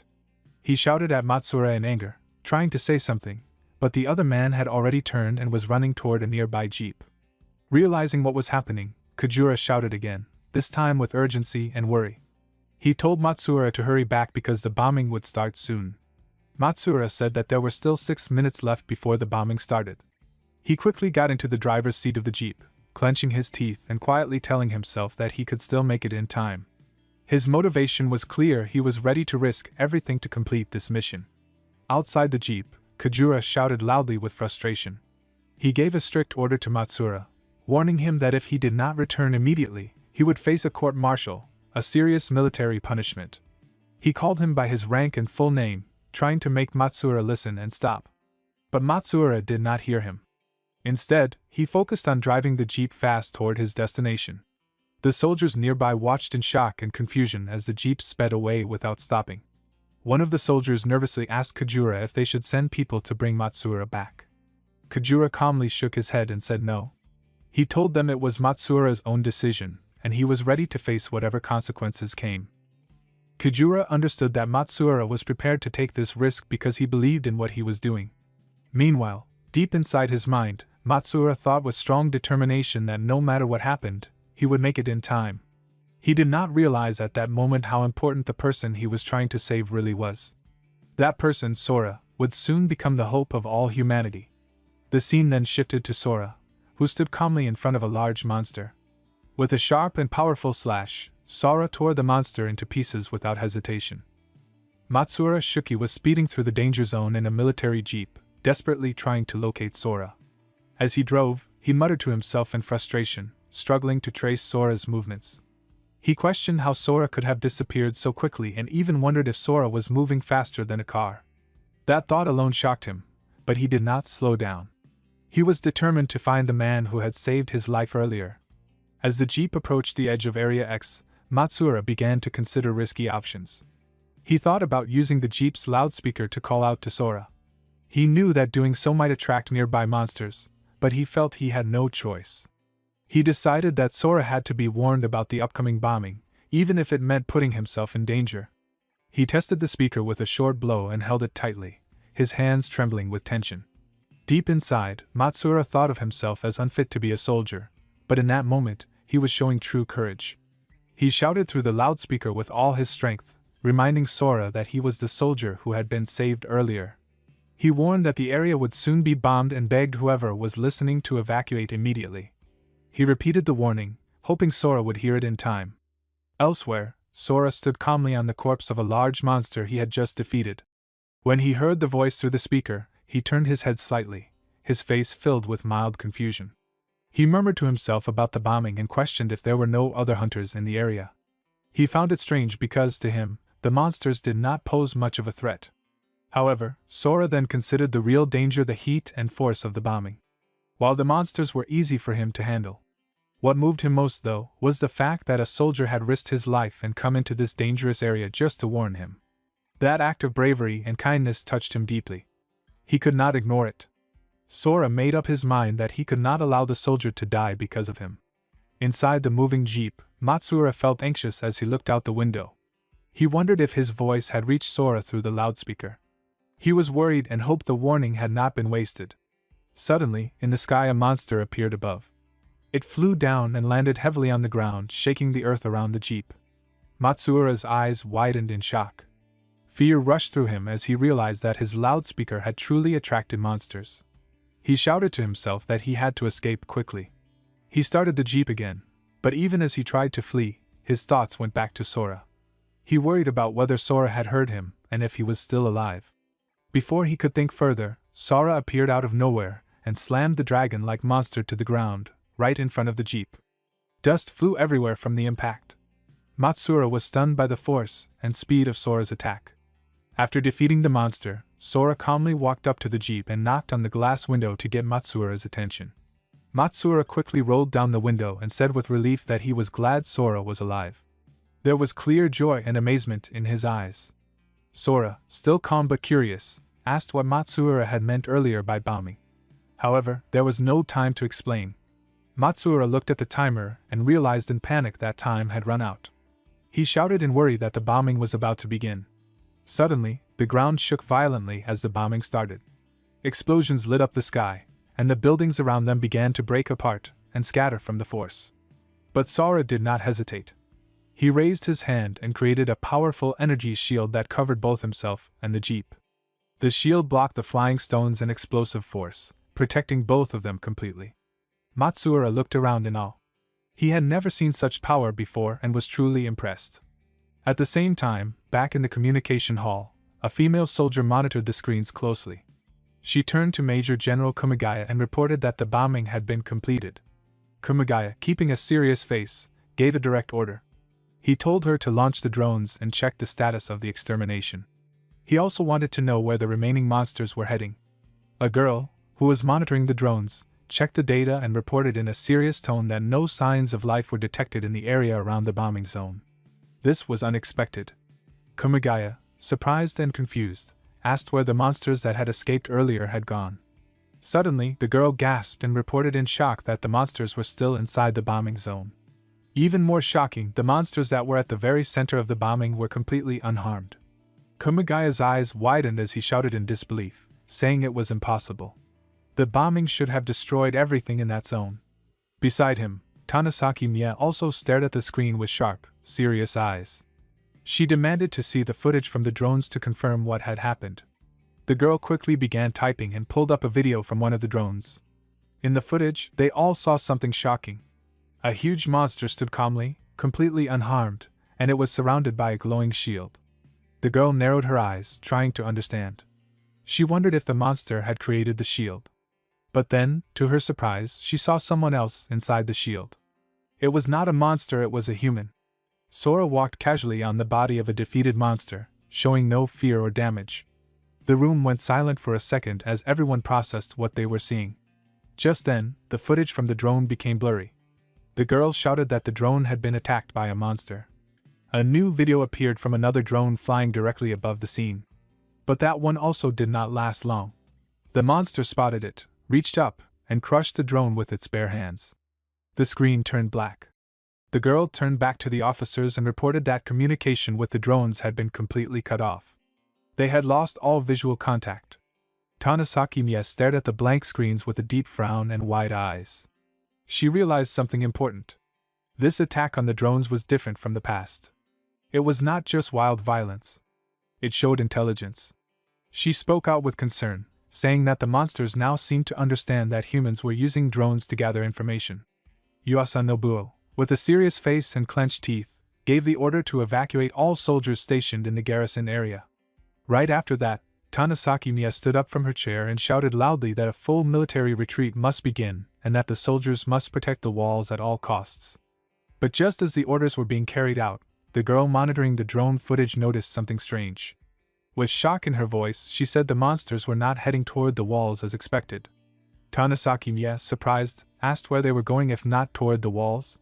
The girl looked at the screen and informed everyone that the monsters were heading straight for Area B-22. Tanasaki Mie realized something important. Area B-22 was where the mysterious hunter, Sora, had last gone. With urgency and a sense of rage, she ordered that the remaining drones be sent to Area B-22. They had to confirm what exactly had caused the monsters to stop advancing earlier and understand what was going on in that dangerous zone. Meanwhile, back in the bombing area, Matsura stepped out of the jeep, confused. He looked around at the smoke and broken buildings and realized with surprise that the bombing had stopped. Then he looked at himself and said with amazement that he had survived. He began to laugh joyfully and shouted that he was still alive. But Sora, always calm and serious, turned his head slightly and warned Matsura not to celebrate too early. He explained that the monsters were still alive and heading toward them. Suddenly, Sora shouted for him to get down, and they both ducked just in time. A drone suddenly crashed onto the ground nearby, completely destroyed. Matsuura looked at the wrecked drone and asked in shock if that was one of the military drones. He could not believe it had been attacked. Something like this had never happened before. It was clear now that the monsters were not only surviving but also attacking the surveillance equipment. Sora, standing near the broken pieces of the building, focused on the approaching monsters. He told Matsuura to forget being surprised for now. There was no time to stand still or be amazed, they had to run. Matsuura stood frozen in shock as he saw a terrifying group of monsters appear in front of him. His eyes widened with fear when he noticed their levels. One was level 51, another level 53, and the last one level 56. He realized that this was the strongest group of monsters in the current monster rush, and the leader among them was level 90. Matsuura panicked and said with terror that even after the heavy bombing, these monsters had not taken any damage at all. He clutched his head with both hands and cried out that they were going to die there, helpless in front of such powerful creatures. But Sora remained completely calm. He looked at the monsters and pointed out that they themselves were also unharmed by the bombing. Then he smirked and said that if the bombs could not kill these monsters, he would simply beat them to death. With confidence and courage, Sora shouted to Matsuura to hide in the car and jumped high into the sky. With fast and powerful movements, Sora tore through the group of monsters, cutting them into many pieces. When one of the monsters swung a weapon at him, Sora casually stopped it with just one hand, showing no effort. The monster tried to fight back and reached out to grab Sora, but Sora jumped even higher and clenched his fist. Then, using all his power, he punched the monster on the head. The force was so strong that sparks flew, and the monster's head separated cleanly from its body. After defeating the monster, Sora stood calmly on its shoulder. As he looked ahead, he saw a boy covered in cloth standing in front of him. Sora was shocked as he thought to himself that he had not even sensed the presence of the boy now standing in front of him. The boy, who had a strange smile on his face, calmly said the words Abyss Seed. Love, like he understood something deeply. Right after he spoke, thick branches started growing out from the monster's neck. These branches quickly twisted and formed a new head on the monster's body, bringing it back to life. Then, with a dark and cold expression, the boy said that he had finally found Sora. The monster looked at Sora and spoke in a harsh voice, demanding Sora to return something it claimed was stolen. It called Sora a thief and shouted to give back what belonged to it. Sora, confused, asked what they were talking about since he had no idea what they meant. But the boy didn't give any more explanation. Instead, he gathered a powerful energy into his hand and shouted that Sora would pay with his life for the crime of using someone else's power. The boy launched sharp-edged spears made of energy straight at Sora. But Sora stayed calm. He caught the spears with his bare hands easily, and then turned his head slightly while pointing the weapon back at the boy. He confidently said that someone at that level could not possibly kill him. As the monster beside him tried to place a hand on shoulder to grab him. Meanwhile, several drones flew above them, recording the scene. The boy looked up and noticed the drones. His eyes narrowed in confusion as he thought the watcher was Odin's crow, a legendary spy. But then he quickly realized it was only a fake version, created by humans, just a man-made drone trying to imitate the real thing. Sora showed strong determination as he stopped the monster's hand with his other hand. His eyes shone brightly with focus and willpower. He told the enemy that if they truly wanted to kill him, they should take the fight seriously and come at him with full power. Without waiting, Sora shouted loudly and charged forward, aiming his spear straight at the boy's head. But just before the spear could hit, the boy suddenly disappeared without any warning. Instead of striking the boy, Sora accidentally hit the monster standing next to him with great force. He looked around, confused and surprised, thinking to himself that the boy had vanished without leaving any trace. Suddenly, the boy reappeared near the ground, crouched low, and glanced up at a drone flying above them. Speaking in an annoyed voice, the boy said it was unpleasant to be watched by lowly humans. He insulted the drone by calling it a weak and worthless machine that made him feel sick. Then, without hesitation, the boy attacked the drone and destroyed it completely. The drone started sparking and smoking as it fell from the sky, ending in a crash. The boy smiled confidently and ordered to get rid of all the guards around them, showing he was ready to fight anyone who came near. Not far away from the battle, a man was hiding behind a wall, carefully watching everything that was happening. He muttered in frustration, upset that the drone had been destroyed. Holding a remote control in his hand, he reminded himself that their mission was still not finished. He noticed that because of Sora's actions, the monsters had changed their path and moved in a different direction. As he looked at the screen showing Sora fighting alone, the man thought deeply. He realized this mysterious hunter had bravely jumped into the fight by himself to stop the monsters. Quickly, he decided he must report Sora's actions to their commander. The man who had been hiding behind the wall now felt completely helpless and sat down on the ground, unable to move. Suddenly, many monsters started pouring into the building through its door. As the monsters got closer to him, the man froze in fear, feeling trapped, and whispered quietly to himself that the monsters had found him, and there was no way to escape. Outside the building, Sora heard the man's terrified scream. He quickly turned his head toward the source of the sound and saw the building filled with monsters moving inside. At that moment, the boy laughed loudly in a cruel way. He shouted harsh orders to his minions, commanding them to kill everyone nearby without mercy. Sora looked at the boy and suddenly remembered the words Matsuura had told him earlier. Matsuura had said Sora looked like a strong hunter who would save many people. Sora also remembered Matsuura's warning that the area was going to be bombed soon. Flying high into the sky, Sora decided to start by hunting down the boy. He understood that defeating the boy quickly was the best way to save as many lives as possible. Sora also noticed that the monster attacks had become stronger since the boy had fused with their power. While flying, some monsters tried to attack him, but Sora skillfully avoided their attacks without getting hurt. After dodging the monsters' attacks, Sora landed firmly on the ground, ready to face the enemy. As soon as he touched the ground, the boy rushed toward him again. This time, the boy's body was surrounded by dark energy, showing how dangerous and powerful he had become. Sora watched him calmly and thought that the boy was being too persistent by attacking him again and again without giving up. As Sora looked closely at the boy's face, his eyes widened in shock. He realized that the boy looked exactly like him. This unexpected discovery confused him deeply. The boy, now standing right in front of Sora, began to form a sword out of dark energy. Sora could feel the intense power vibrating from the weapon, and he immediately sensed it was dangerous. He thought to himself that this sword was no ordinary weapon and could be bad news. The boy smirked with glowing eyes and shouted that he would kill Sora, calling him Abyss Seed and claiming it was Sora's destiny to die. As the boy slashed the sword toward him, Sora quickly dodged by moving his body aside just in time. He then responded with a powerful punch to the boy's arm, and managed to grab the dark sword with his own hand. The boy growled and clenched his teeth in frustration.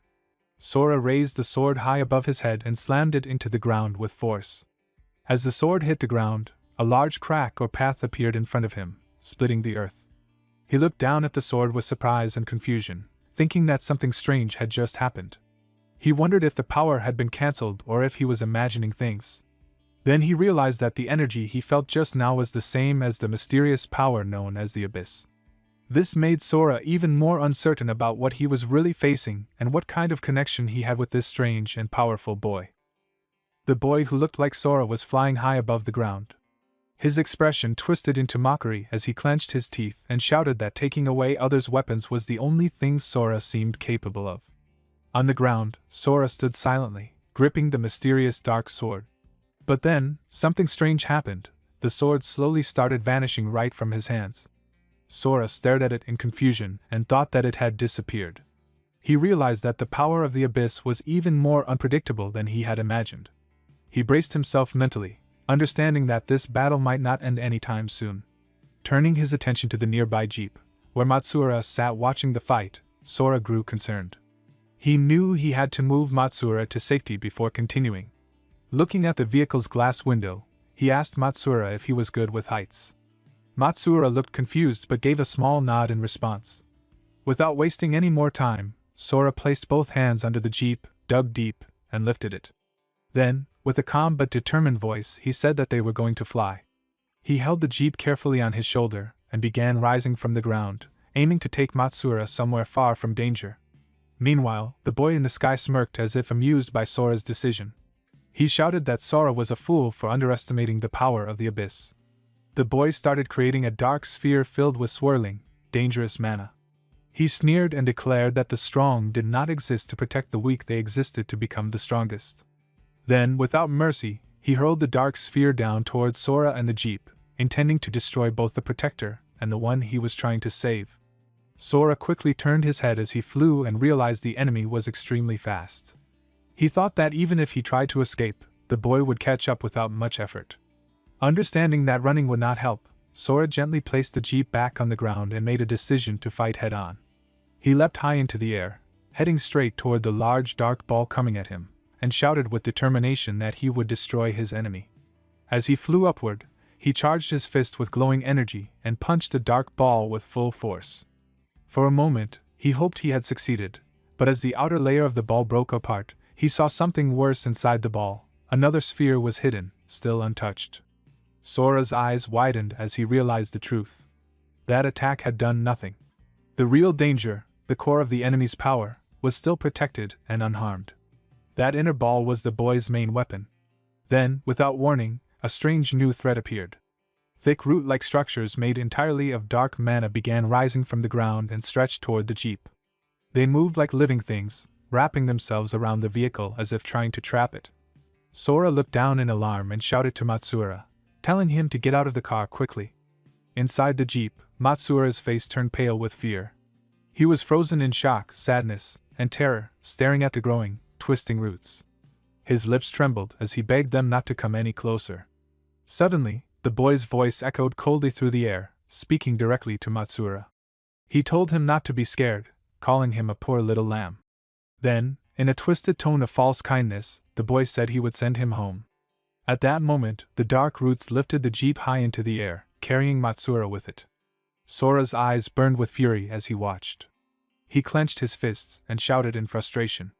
As the jeep floated in the air, the boy calmly walked on top of it and looked down at Sora with a mocking smile. He asked Sora if he was angry and told him not to be so hasty. His tone was cold, as if enjoying the pain he was causing. Then, the boy bent down and looked inside the jeep, where Matsuura's body was still trapped. Dark mana roots had pierced through Matsuura's body, leaving many holes. Yet somehow, Matsuura was still alive, barely holding on. The boy pointed at him and said with cruel sarcasm that Matsuura was not dead yet, and told Sora to look closely because he was even smiling. But the smile on Matsuura's face was not natural. His face was twisted, almost as if he had been turned into something monstrous. The boy laughed in a twisted way and said that everyone Sora cared about would die right in front of him. He shouted that this was Sora's wonderful destiny as someone cursed by the abyss. Sora's eyes sharpened with rage as he stared back. He asked the boy if he enjoyed crushing the dignity of others. The boy only laughed louder and suddenly attacked Sora with a powerful move called Obsidian Storm. Dark, sharp stones shot through the air and hit Sora hard. Blood flew from his wounds, staining the sky. As he took the hits, Sora muttered that he understood now. But the boy was not done. He attacked even more violently, creating a large explosion around Sora. The air shook from the blast, and the area filled with smoke and pressure. Through the pain, Sora clenched his fists tightly, burning with fury. He shouted in anger that trash like the boy made him want to vomit. His voice was filled with disgust and hatred. Then, with sharp focus, Sora found the main source of the root-like structures. He struck it with all his power, and the core of the roots shattered. Instantly, the dark roots broke into pieces and vanished. The jeep, now free from the grip of the abyss roots, started to fall back to the ground. Sora stared at the jeep that had fallen hard to the ground. The impact kicked up a thick cloud of dust, swirling around the wreckage. His heart ached as he walked toward the vehicle. Inside, Matsuura's body, now twisted and changed by the abyss's dark power, lay silent. Sora gently picked him up, looking down at what his friend had become. His eyes were filled with sadness as he quietly apologized, saying he was sorry that Matsuura had been caught up in this terrible fight. Carefully, he laid Matsuura's body back into the jeep, treating it with respect, even though the man had been turned into a monster. As Sora turned around, he sensed the boy standing behind him once again. Without hesitation, Sora rushed at him, his fists clenched tightly, filled with rage and determination. He swung his fist with full force and punched the boy, hoping to end it there. But the boy laughed and said it was useless. In an instant, a dark sword appeared in the boy's hand, glowing with dangerous energy. With a mocking smile, the boy taunted Sora, saying that someone like him, a rookie who could not even use the abyss's power properly, had no chance of defeating him. But Sora stayed calm, refusing to be provoked. Instead of giving up, he launched another powerful punch right at the boy's face. This time, the punch landed perfectly, and blood spilled from the boy's mouth. The force of the hit sent him flying backward. He crashed into the ground so hard that the dust exploded around him, covering the area in smoke once again. Sora stood tall, breathing heavily, but his voice was steady as he said that the boy was not his true opponent. The boy, still lying on the ground and feeling the sting of Sora's punch, shouted in disbelief. He could not believe it, and yelled that there was no way Sora had damaged him. His voice was filled with shock. But Sora did not stop.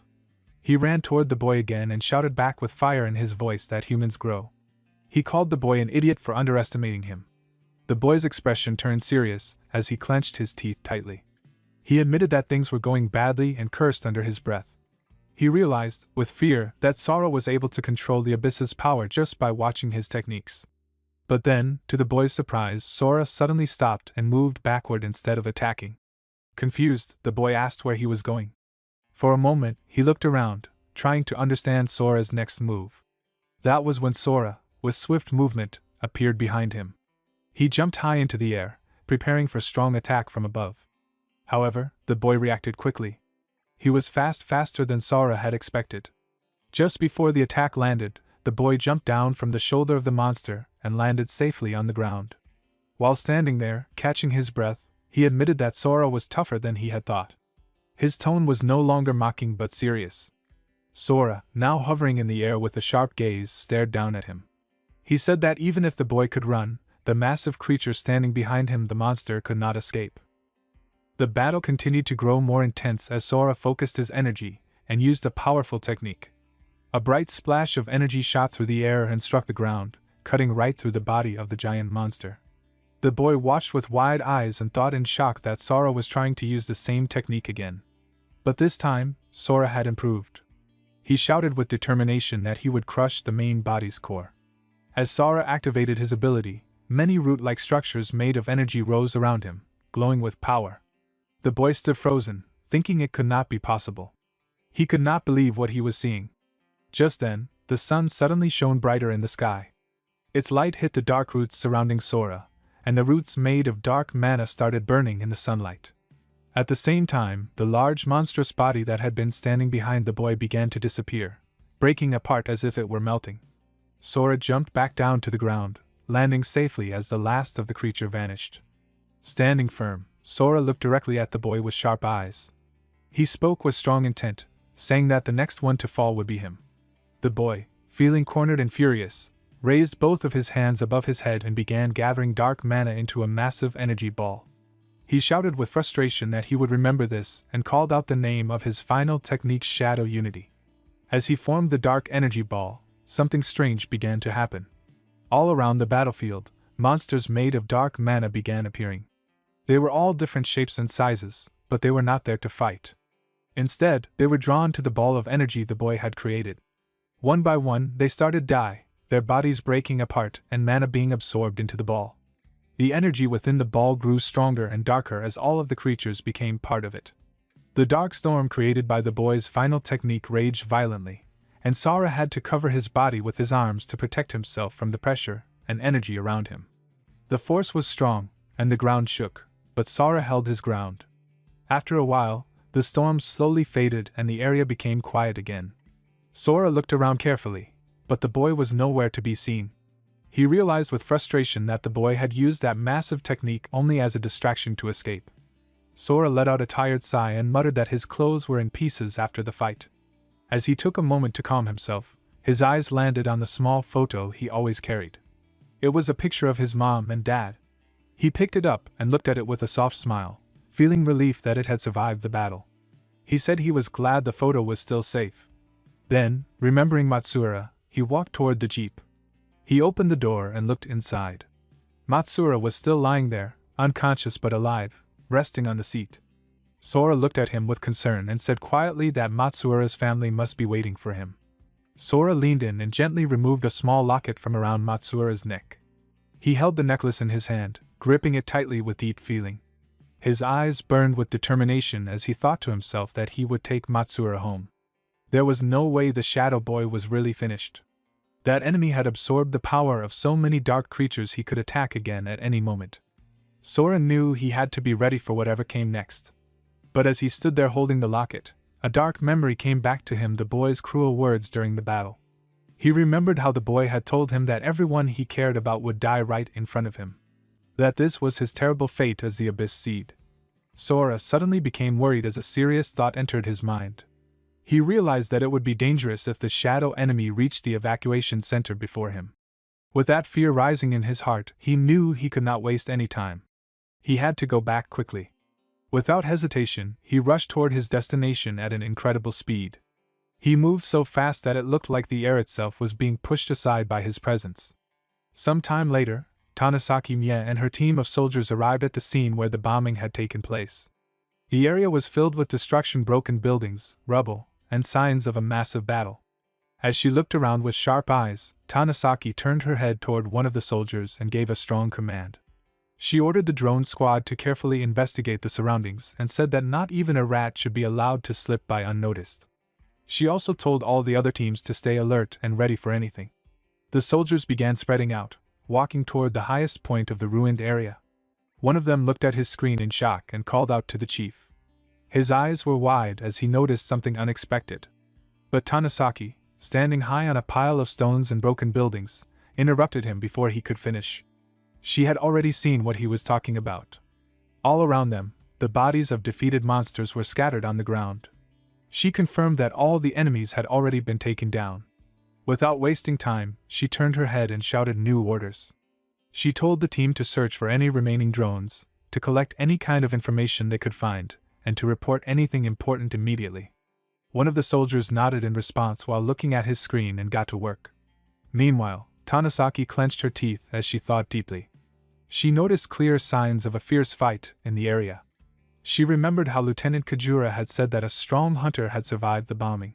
Now, as she looked around at all the fallen monsters, she wondered in amazement, did that single hunter really wipe out all the enemies while moving through this place?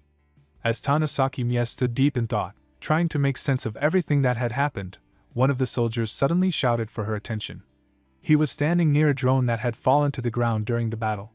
She quickly turned her gaze toward him as the soldier pointed to the broken machine and explained with urgency that the drone's storage device was still working. He said he would extract its footage right away. After a moment, the soldier recovered the storage device and handed the screen to Tanasaki. She accepted it and stared at the footage, saying aloud that they should see what it had recorded. As she watched the screen carefully, her eyes widened with realization. She recognized Private First Class Matsuura Shuki in the video. He had charged into the bombing zone bravely. But what caught her attention even more was the figure next to him, the powerful hunter who had fought the monsters. She understood that this must have been the same person who defeated all the enemies. Meanwhile, other soldiers were still searching the area carefully. As one of them moved through the debris, a strange glowing light caught his attention. He looked at it with confusion, trying to figure out what it was. Then, a message appeared in front of him like a floating screen. The message listed 3 rewards earned by defeating the monsters. The first notification said, "Special Energy Potion, permanently increases the upper limit of magic." The second said, "A class weapon, Ancient Royal Dagger." The third notification read, "Cannot be identified." The soldier stared at the glowing message, trying to understand what it all meant. Just then, another soldier behind him called out and asked what he had found. As soon as the glowing items appeared, the soldier who first discovered them became nervous. He panicked and quickly said nothing while trying to hide the items in his hands. But his companion did not believe him. With a sharp look, he stepped closer and saw the items himself. A smile spread across his face as he realized what they were. He said that it looked like the leader of the monster rush had dropped some rare items. Then, his voice turned serious and strict. He reminded the panicked soldier that it was a serious crime to take items found by the unit for personal use. He asked if the soldier understood that. For a moment, the nervous soldier's eyes widened. Then his gaze turned sharp and he asked in a low voice how they should split the items between them. But his companion stayed calm and cold. He looked at one of the items, a strange box that could not be identified, and said with a chilling tone that he only wanted that one. The other soldier refused and argued that the box looked important. He believed it might contain legendary items and was not ready to let it go so easily. That made his companion angry. He stepped closer, his expression turning dark and threatening. He called the other soldier a rookie and said that he did not have the right to choose anything. The pressure and fear made the nervous soldier give in. He handed over the mysterious box to his companion and turned away. Holding the box in his hands, the companion let out a mocking laugh. His face lit up with twisted excitement as he looked at the box and spoke in a low, greedy voice. He said that he finally had it, the golem's relic. The way he said it made it clear that they had been waiting a long time for this moment.